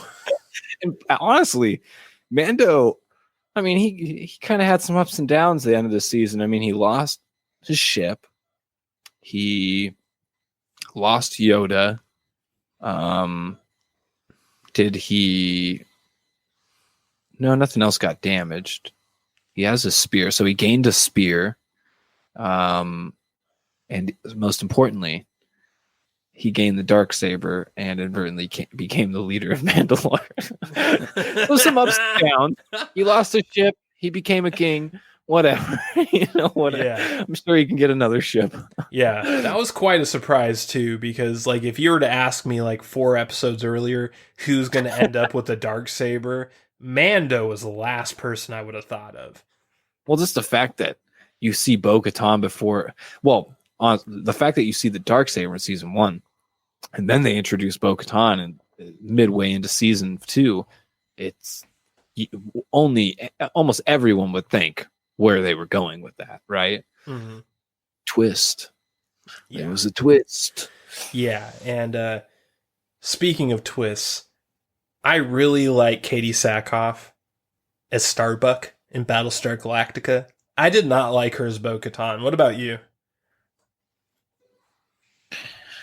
I didn't really care. To be honest, I don't really like her as an actor too much. She seems cool. Seems like a really cool chick, but all of her, I'm not a Battlestar Galactica fan. I'll just put that out there right now. So, but every time I've seen her in something, she always she's like a little bit above a B movie actor for me. She's not schlocky, but she's not quite there for the AAA scene for me. That's just my take. She was all right in Riddick. I think she was in Riddick. I think that might be because you saw her titties. I think she was good in everything in her early career. I think she forgot how to act at a certain point. Yeah. I don't know when that point was, but she was good in Battlestar. She was good in Riddick. She's not good in this. Her overacting, especially in the final episode, but also in the first episode, she was in like episode 3 or whatever. She overacts horribly in this show. Yeah. Did you watch her interview about Bo-Katan? No, I didn't. That might explain it to you, because now that you're saying this, it makes total sense the way she was talking about Bo-Katan. She said that Bo-Katan is like pretty much the opposite of her in real life and what most of her characters typically are, which are like kind of like out there going high energy people. And she said Bo-Katan's really like calm and calculated and not really like her at all. So she, quote unquote, she's like, she had to try really hard to get into the character of Bo-Katan. Yeah. Well, so maybe you picked up on that. Yeah. She tried a little too hard, I think. Yeah, I could see that. I don't really know Bo-Katan that much, so I thought when I saw her playing Bo-Katan, I just thought that's who Bo-Katan was, just kind of like an over the top type of leader person. Yeah. Try hard. Yeah, I think she's the only cringy character in Mandalorian. Like, and Cara Dune sometimes flirts with it, but I don't think she's cringy. I think Cara Dune just isn't a great actress, but I think the character's good, and I think for the most part, we're good there. I find Bo-Katan cringy, and I don't want to. I really don't, because I like Katie Sackhoff, but I don't know what happened. I think it's just because I think it's her serious face. That's it for me, at least. She kind of like does the sour face a little bit, just ever so slightly when she gets into serious mode. Her lips start to curl in a little bit, and she kind of like, she, ever so slightly, but you see it. It's kind of cheesy to me. So, yeah. Well, like what wasn't cheesy was prison. Put your mean face on. Yeah, give you something not impressive. Yeah, and I could totally see Katie Sackhoff like starring in like season 7 of Orange is the New Black. Like she seems like a really strong lesbian and female prison type character. She's not lesbian. From your mouth to God's ears, Broadcaster Nickels. I could have swore. I've seen the documents. I just got those vibes. Well, I got some vibes from seeing Slave 1 in 4 different space battles. What about that sound that fucking EMP blast made? Oh, dude. It's so funny, too, because I was watching it with my wife, and right as he was going up and setting that EMP missile up, I'm like, oh, dude, he's about to use the EMP bomb. Watch this, Rachel. He's about to use the EMP bomb. And he used it 10 seconds later. I'm like, oh, shit. This Jon Favreau literally is tapped into my brain, and he knows what I want at any given time, and he just dials it in. I think the real sad part to that is that Star Wars fans have just been deprived of anything authentic for a long time. That's true, too. And that's sort of the danger with the shows. I feel like because we've been starving for good Star Wars for so long, maybe we're overrating Mandalorian a little bit, but man, when I step back objectively and I try and think, what episode of television excited me more than episode 8 of Mandalorian season 2 in the last 10 years? And I try and think, and I'm like, okay, maybe the Red Wedding from Game of Thrones season 4, maybe? Yeah. But I'm not even sure if that compares, man. I don't know. I thought episode 1 of season 1 really just set the pace for that show. I can't. When he goes into that Mos Eisley and he sees all those stormtroopers helmets on pikes, and you're kind of getting this the death throes of the Empire vibe, and he's walking through this greasy area, and then none other than fucking Werner Herzog is playing some greasy ass fucking mafia leader, and he just delivers that iconic line I don't think anyone will ever forget, when he's just bounty hunting is a dangerous profession. And it's Werner Herzog, and you're just like, oh dude, I just got hard. What is going on here? I wish that guy could have lasted longer in the show. Me too. It was a crime to see him get killed off so soon. Yeah. Well, or is he killed? Before we move on, I want to ask you one simple question. Was this post-credit finale scene the greatest post-credit scene of all time? Go.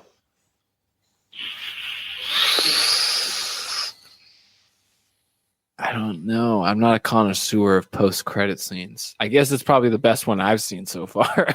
I'm not a real connoisseur of post-credit scenes, though. What would be your second one to give me some type of idea? Well, most of them come from Marvel movies.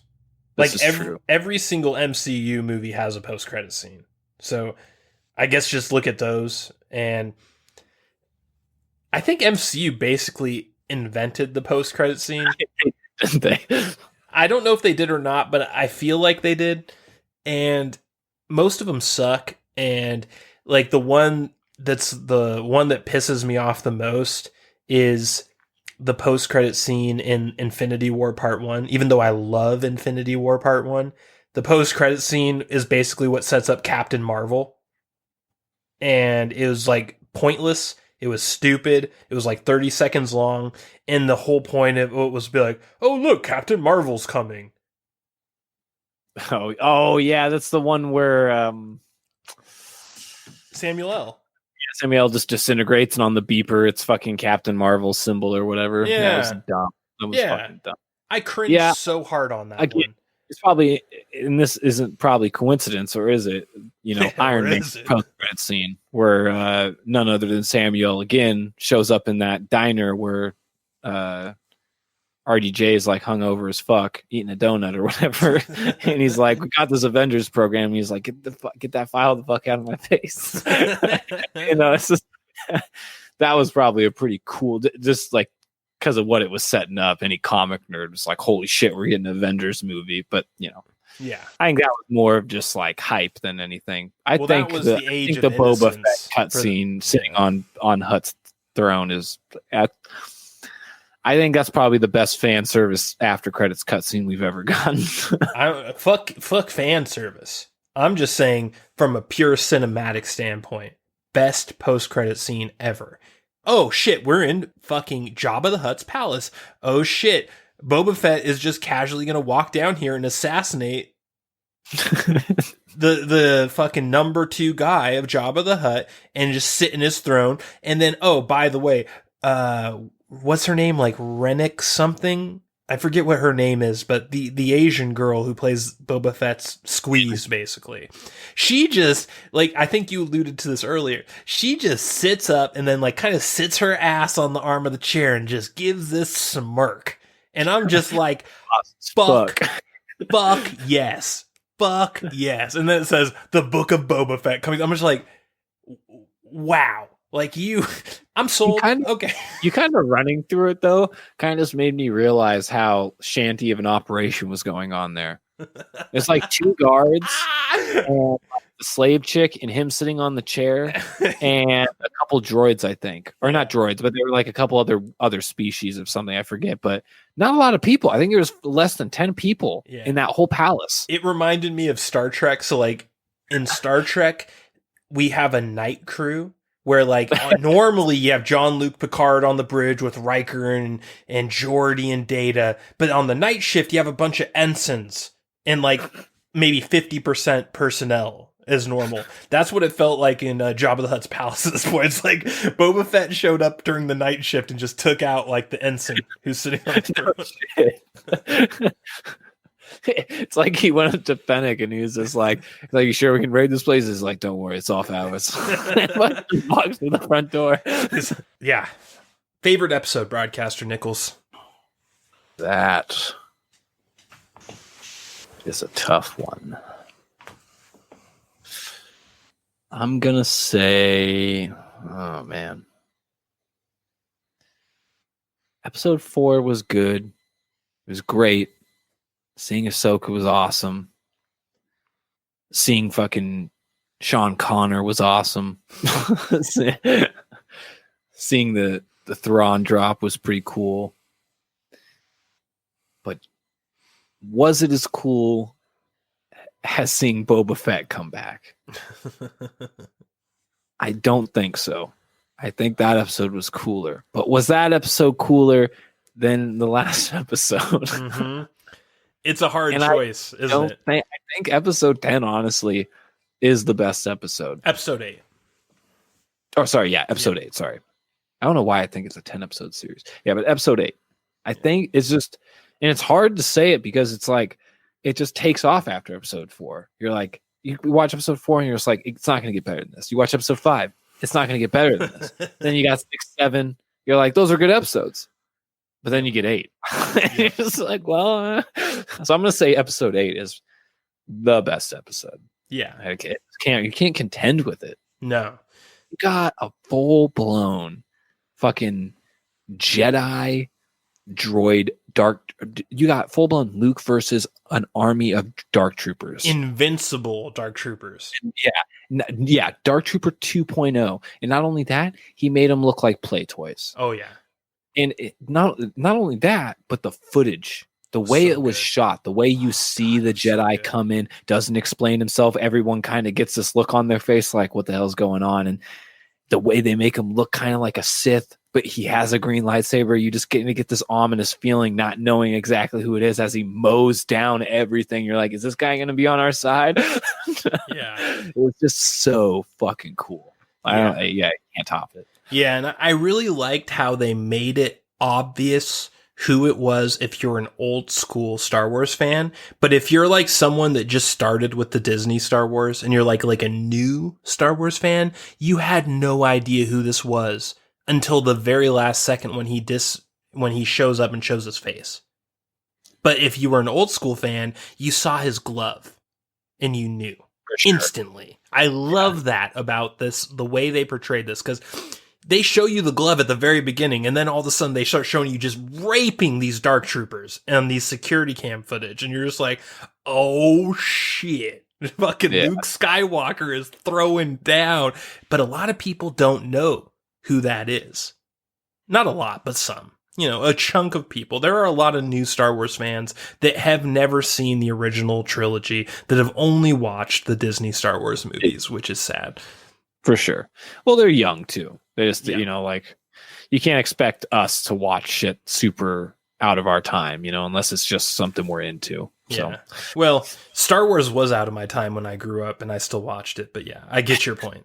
I get your point. They actually, it's continued too, because if you really think back to it, when the X-Wing first comes in and they're just like, it's just one X-Wing. That in itself is an old quote, isn't it? Mm-hmm. So it's like, you really think back to it, it's like there's a lot of call outs almost immediately to set it up. Oh, yeah. Yeah. And personally speaking, as soon as I saw the X-Wing, I yelled, "It's Luke," to my wife while I was in the room. I didn't even need to see the glove. I knew as soon as I saw the X-Wing. Yeah. Also, did he do some type of force persuasion on the Dark Troopers? What was that? They detected him. And they're like... Great point. I'm glad you brought this up, because I was totally going to forget to talk about this. Luke used several force powers in this scene. Yeah, for sure. He used a mass force persuasion at the very beginning to sort of reset the robots into being confused and not really knowing what's going on. He then used force push. He used force disorient. And he used force choke. Now, and crush. And in force crush. He used 2 dark side attacks in this scene. And this was one of the most eyebrow raising moments of the entire season 2. Because as I'm watching him force choke and force crush the dark droids, or whatever they're called, I'm sitting here thinking, holy shit. Luke Skywalker's using dark force powers. Baby Yoda uses dark force powers. Luke Skywalker is here to rescue Baby Yoda. Yeah. Another thing that John just pays respects to the canon too, because the legacy and everything after the trilogy, Luke does embrace the dark side a little bit. He does, yeah. So it's like that was him paying homage to that. He's just like, look, Luke's gonna pull some fucking dark side moves. It's just so cool, dude. Again, like this is like the best version of Luke that everyone wanted to begin with. Remember when you saw the redone version of Darth Vader's scene in Rogue One and you just thought, when is it ever gonna get better than this? That like what you saw at Mandalorian, that was like the equivalent. You're just like, oh my god. Totally. What am I watching right now? Totally. Yeah. That final episode was fucking magic, and that's why we both agree on it pretty unanimously. But least favorite episode, I have a feeling we are not going to agree on. Broadcaster Nickels, what is your least favorite episode of season 2? Well, it's definitely not 1. It's definitely not 10. It's definitely not. It's definitely not 8. If it weren't for 8, 1 would have been my favorite episode. What about you? What would have been your second favorite after 8? Would it have been 1? No, probably would have been 4 or 5. Ahsoka or Boba Fett's return. That's probably what mine would have been before. Boba Fett's return was 6. So first episode is not the allusion to it. I mean, like when Boba Fett shows up when Baby Yoda's like calling to the Jedi on the mountain. That's episode 6.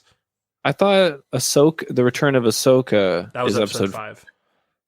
What's episode 4 then? That's the one where the Mandalorian, Bo-Katan, they go after. Or wait, no, that's episode 3. No, episode 4 is the one where they go back to Cara Dune's planet and they invade that Empire station.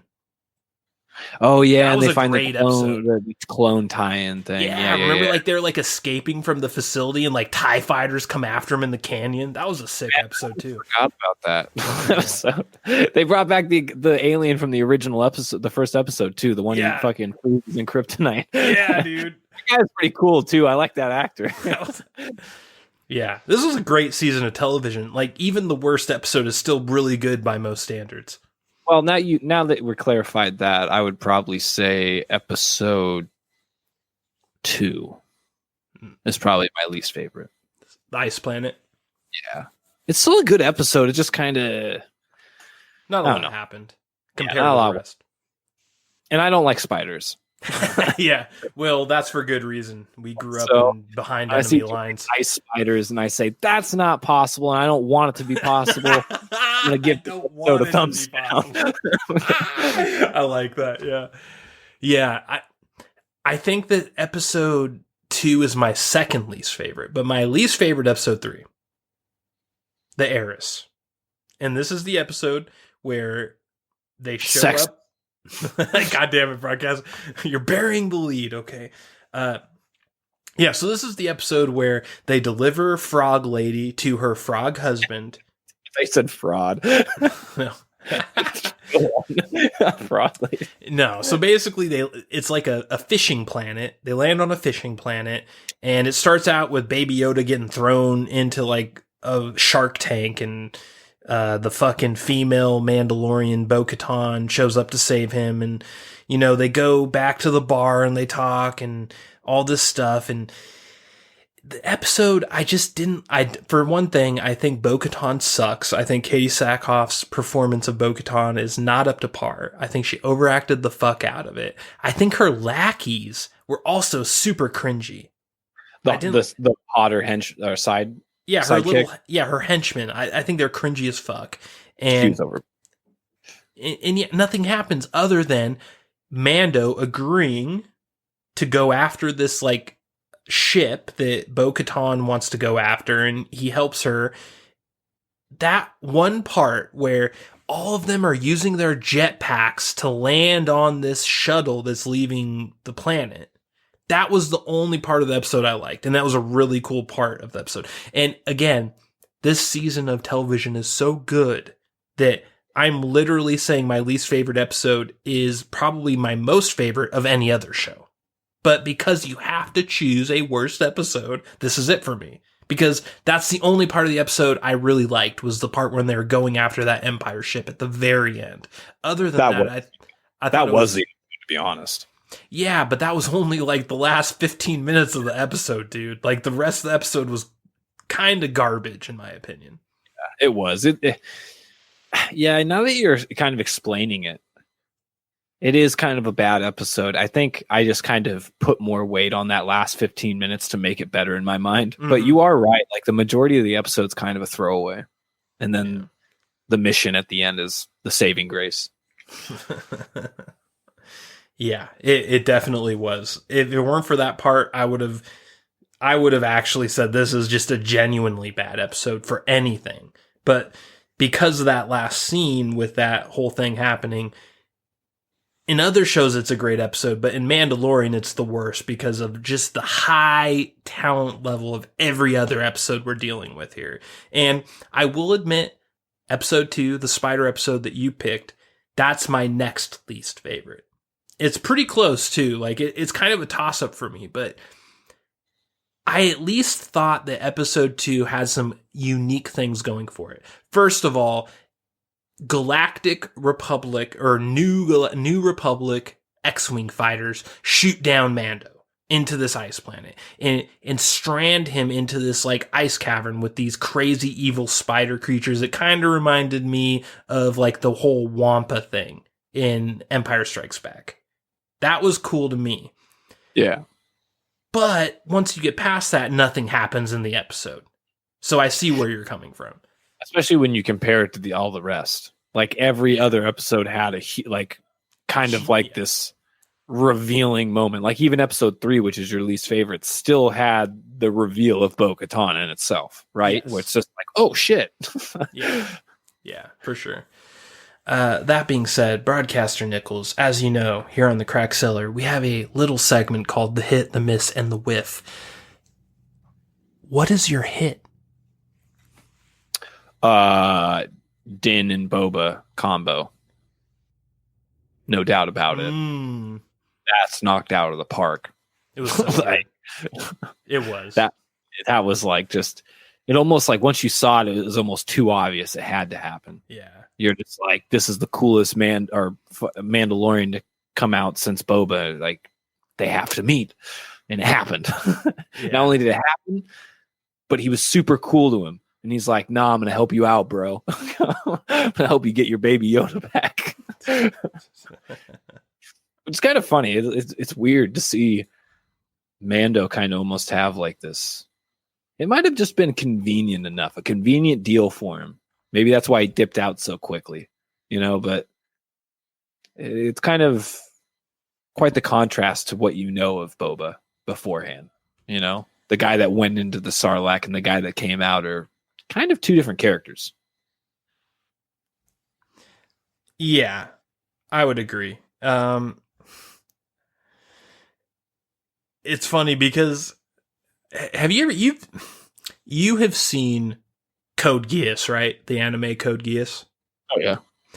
I'll tell you right now, Fennec Shar or whatever her name is, combined with Boba Fett, the way that final, the best end post-credit scene of all time, the way it ends with Boba Fett on the throne, with Fennec just sitting on the armchair smirking like that. You know what it reminded me of? It reminded me of Code Geass when Lelouch and Cece take down Britannia. And there's this moment where he's sitting on a throne and she's kind of sitting on the arm of the chair in the exact same way, with kind of the same smirk. Yeah. It totally reminded me of that. Throne shots are always just good. Good way to end things. Yeah. But yeah, to round back to the point, my hit was definitely the Din Boba combo. Yeah, it was really good. My hit was the great Luke Skywalker retcon of 2020. I think that Jon Favreau reached from the depths of hell and took the Rian Johnson Luke Skywalker and just dragged him straight down to hell and erased him from existence. And to me, that is the greatest thing that anyone could do for Star Wars right now. Because the portrayal of Luke Skywalker in The Last Jedi is one of the most damaging things in Star Wars history, lore-wise. When I think of him, that scene where he milks the alien cow and takes a big swig of it, you know what I'm talking about from The Last Jedi? I know what you're talking about. I don't think anyone can forget that. That scene scarred me in ways I cannot describe. It damaged the character of Luke Skywalker in a way I didn't think was possible. And you know why? Because I'm pretty sure Mark Hamill was actively going through the sorrow when he was shooting the scene. You could see it in his face. Yeah, dude. On that milk. I think Jon Favreau hitting the reset button on that bullshit and bringing back this insanely badass version of Luke Skywalker is the greatest gift anyone could have ever done for a Star Wars fan. So for me, that has to be my hit. That being said, Broadcaster Nickels, what is your miss? The miss. What is the miss in Mandalorian season 2? I know, man. A show this good, it's tough, but got to reach. Gotta dig deep, Broadcaster Nickels. Dig deep. The real miss is Ahsoka. I think her just kind of popping up in 4 to just kind of be like, "Where's Thrawn?" Where's Thrawn? It was awesome. It was cool, especially before you see 5, you're like, how can it get any better than this? But in the hindsight, you're just like, what a throwaway kind of moment for Mando. You know, Mhm. you're like, sure, you're setting up. Obviously, you're setting something up bigger, but what exactly are you throwing up? Or setting up Ahsoka and hunting down Thrawn spinoff series, or is that going to be a subplot in one of your other numerous announced series, or That like may or may not actually happen. like, so the fact that it was a one-off episode and that we're not quite sure what it really is setting up and where it will be set up is kind of just like, I think that is the miss, to be honest. Interesting. But her performance was great. Seeing Ahsoka was awesome. It's hard to say what a miss is in this series. Yeah, for sure. I agree with you there. It took me way less time to do my hit than it did my miss or my whiff for this one. So I had to dig deep. And when I dug deep on my miss, you know what I came up with, Broadcaster Nickels? Grand Moff Gideon. Get the fuck out of here. Controversial opinion here. I like the performance of the actor playing Grand Moff Gideon. I am disappointed with who Grand Moff Gideon ended up actually being. No doubt. So, no doubt. So when you look at the end of season 1 of Mando, the end is basically a TIE fighter being shot down, and from the wreckage, someone who appears to be a Sith rises from the wreckage and unleashes a darksaber. And you're sitting here thinking, oh fuck. We're talking Jedi Knight, Jedi Academy, fucking Kyle Katarn. We're thinking like just pie in the sky.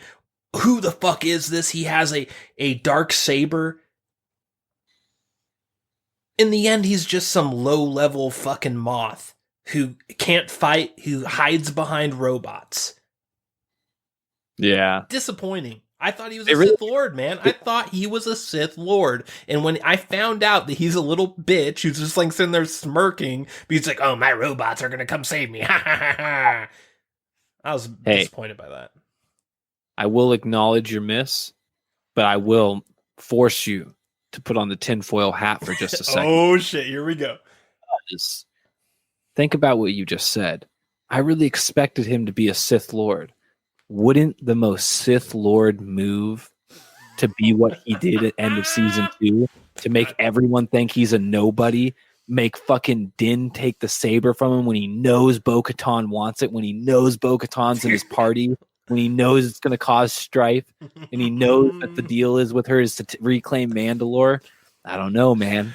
Broadcaster Nickels. This shit right there. Broadcaster Nickels, that is the best counter you have ever given me to any of my misses in the history of this podcast. I just felt it was worth noting that because you are absolutely right. That is the absolute most Sith thing he could have possibly done. And when I think back on it now, the little smirks he was giving while this was happening makes me think you might be goddamn right. When he's trying to hand the fucking darksaber, he's like, no. That's not how it works, bitch. Why don't you tell him, Bo? Tell him, Bo. That's some real Sith shit right there. All right, you know what? I'm going to give this a conditional miss pending season 3. That is kind of quite obvious that in that final fight scene with Din and Moff Gideon, they were totally trying to do a Luke Darth Vader fight. Oh, yeah. They totally set that. It was pretty well done. I could see what they were doing there. Yeah. That's honestly what made me think he was going to eventually be revealed as a Sith Lord at the end of this season. Mm-hmm. But he didn't. Like I was there with you. I was kind of like, whoa. I really expected him to come out as being a Sith. Yeah. Well, we'll see what happens in season 3. But that being said, Broadcaster Nickels, what is your whiff? Z-whiff. The cloning tie-in is probably my whiff. Interesting pick. It was throwaway. It was probably was the most throwaway thing because, especially when you're considering how what we're expecting them to take an arc format on, and that this really was a conclusion. And that there's not much to be left over on the plate. Maybe one of the few things is this cloning tie-in, but nonetheless, it just kind of seemed like it went nowhere. In fact, it went go nowhere.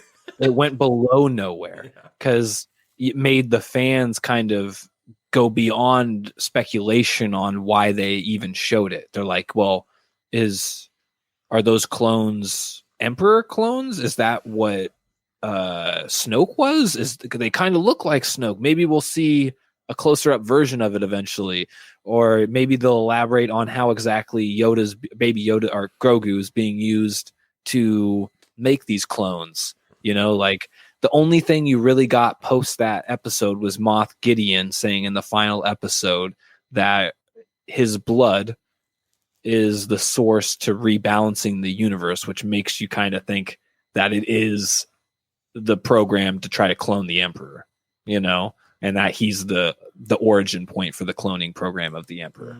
That's what I thought, but they don't go anywhere with it. And you obviously in season 3, you're going to get Mandalore, and anything to do with Baby Yoda seems to be pretty much if it even shows up, because I'm really questioning the budget the show has with that type of asset usage. But nonetheless, if you do get anything, it's going to be with Luke training? ? So, are we going to get any explanation on how Baby Yoda was being used for cloning for the Empire? That seems like that to me. Yeah. Kind of makes it seem like it was a deliberate diversion. They're like, oh, you're thinking it's going this way, but now it's going this way. Yeah, you're gonna get that instead. Yeah, if they just drop that whole storyline and we never get an answer to it, I'm gonna agree with you. I'm assuming that we're going to get some sort of answer in season 3 about that, but who knows? There definitely wasn't an answer in season 2, though. Talk about a slow boil, though, right? Yeah. Yeah, I expected more of a conclusion to that arc as well. I do agree with you there. I was a little disappointed that we didn't get a little bit more information on what the fuck was going on with the Baby Yoda vampire blood-sucking action going on that ship. But my whiff was very simple, straight-laced, straight to the point. Katie Sackhoff's performance of Bo-Katan. I knew that was coming. I could feel that in the Force. And let me preface this by saying, I probably already said this once, but I'm going to say it again. I am a huge fan of her performance as Starbuck in Battlestar Galactica. She was really, really good. She's probably really excited to hear that. She's one of the best characters in Battlestar Galactica, and there's a lot of great characters in that show, and she's one of the better ones. This is not like a woman hater thing. This is not some sort of, oh, he just hates women. I like Katie Sackhoff. I thought she sucked in this. She overacted every scene she was in. It was embarrassing, man. I felt bad for her. Damn. But I'm glad she is Don't log on to Twitter. She's stamping those Disney paychecks, and God bless her. You know, you take that money from Mickey Mouse and you run. I agree with you there. Anytime a non-PC actor gets Disney checks, I'm like, fucking run away with it. Yep. Never look back. Yeah, her and Cara Dune can both run away to Lesbian Island and rub their Disney dollars together. And I mean, it's not quite my thing, but I watch it. I would subscribe to that OnlyFans. So, that being said, Broadcaster Nickels, as you know, here on the Crack Cellar, we have a official, patented Joker rating system that we use for every single review we have done since the inception of the Crack Cellar podcast. On that system, Broadcaster Nickels, what do you rate season 2 of The Mandalorian? I'm going to give that a WakandaCon Phoenix. Oh, shit. A WakandaCon Phoenix. I mean, I don't know how I could not give it anything else, or I could give it anything else. Season 2 is fucking was a grand slam, dude. It wasn't a home run. Yeah. It wasn't a 2-hitter. It was stellar. Hitter. It was a 4-pointer, bro. Bases loaded. Fucking home run. Yeah, it is singularly one of the greatest seasons of television of all time. It competes with any everyone has their own favorite show list, obviously. Everyone has one. A lot of people think Lost is the greatest show of all time. A lot of people think Game of Thrones is the greatest show of all time. A lot of people think The Sopranos are the greatest show of all time. Everyone had this season, singularly. You're saying Sopranos isn't the greatest show of all time right now? Is that what you're trying to tell me? What I'm trying to say is that this season of Mandalorian blows everything out of the water that I can think of in recent modern history, and maybe just the entire history of my life. I racked my brain to try and think of one single season that contained this quality, and I couldn't think of one. And the closest thing I could come to was Game of Thrones. And I don't think Game of Thrones lives up to it. I think that we just witnessed one of the greatest television seasons of all time. And that's why I give this a hard in the paint Joaquin Phoenix. Like a definitive Joaquin Phoenix. The definition of an S rank. I'm saying like full face paint. Full. Yeah, this is an early Joaquin Phoenix, like the beginning of Joker. This is at the end when he's putting a bullet in Robert De Niro's head. This is four-man comedian Joaquin Phoenix, right? Yes. This is fucking self-confidence red suit Joaquin Phoenix. And with that, we will close out. It's actually quite passable. It's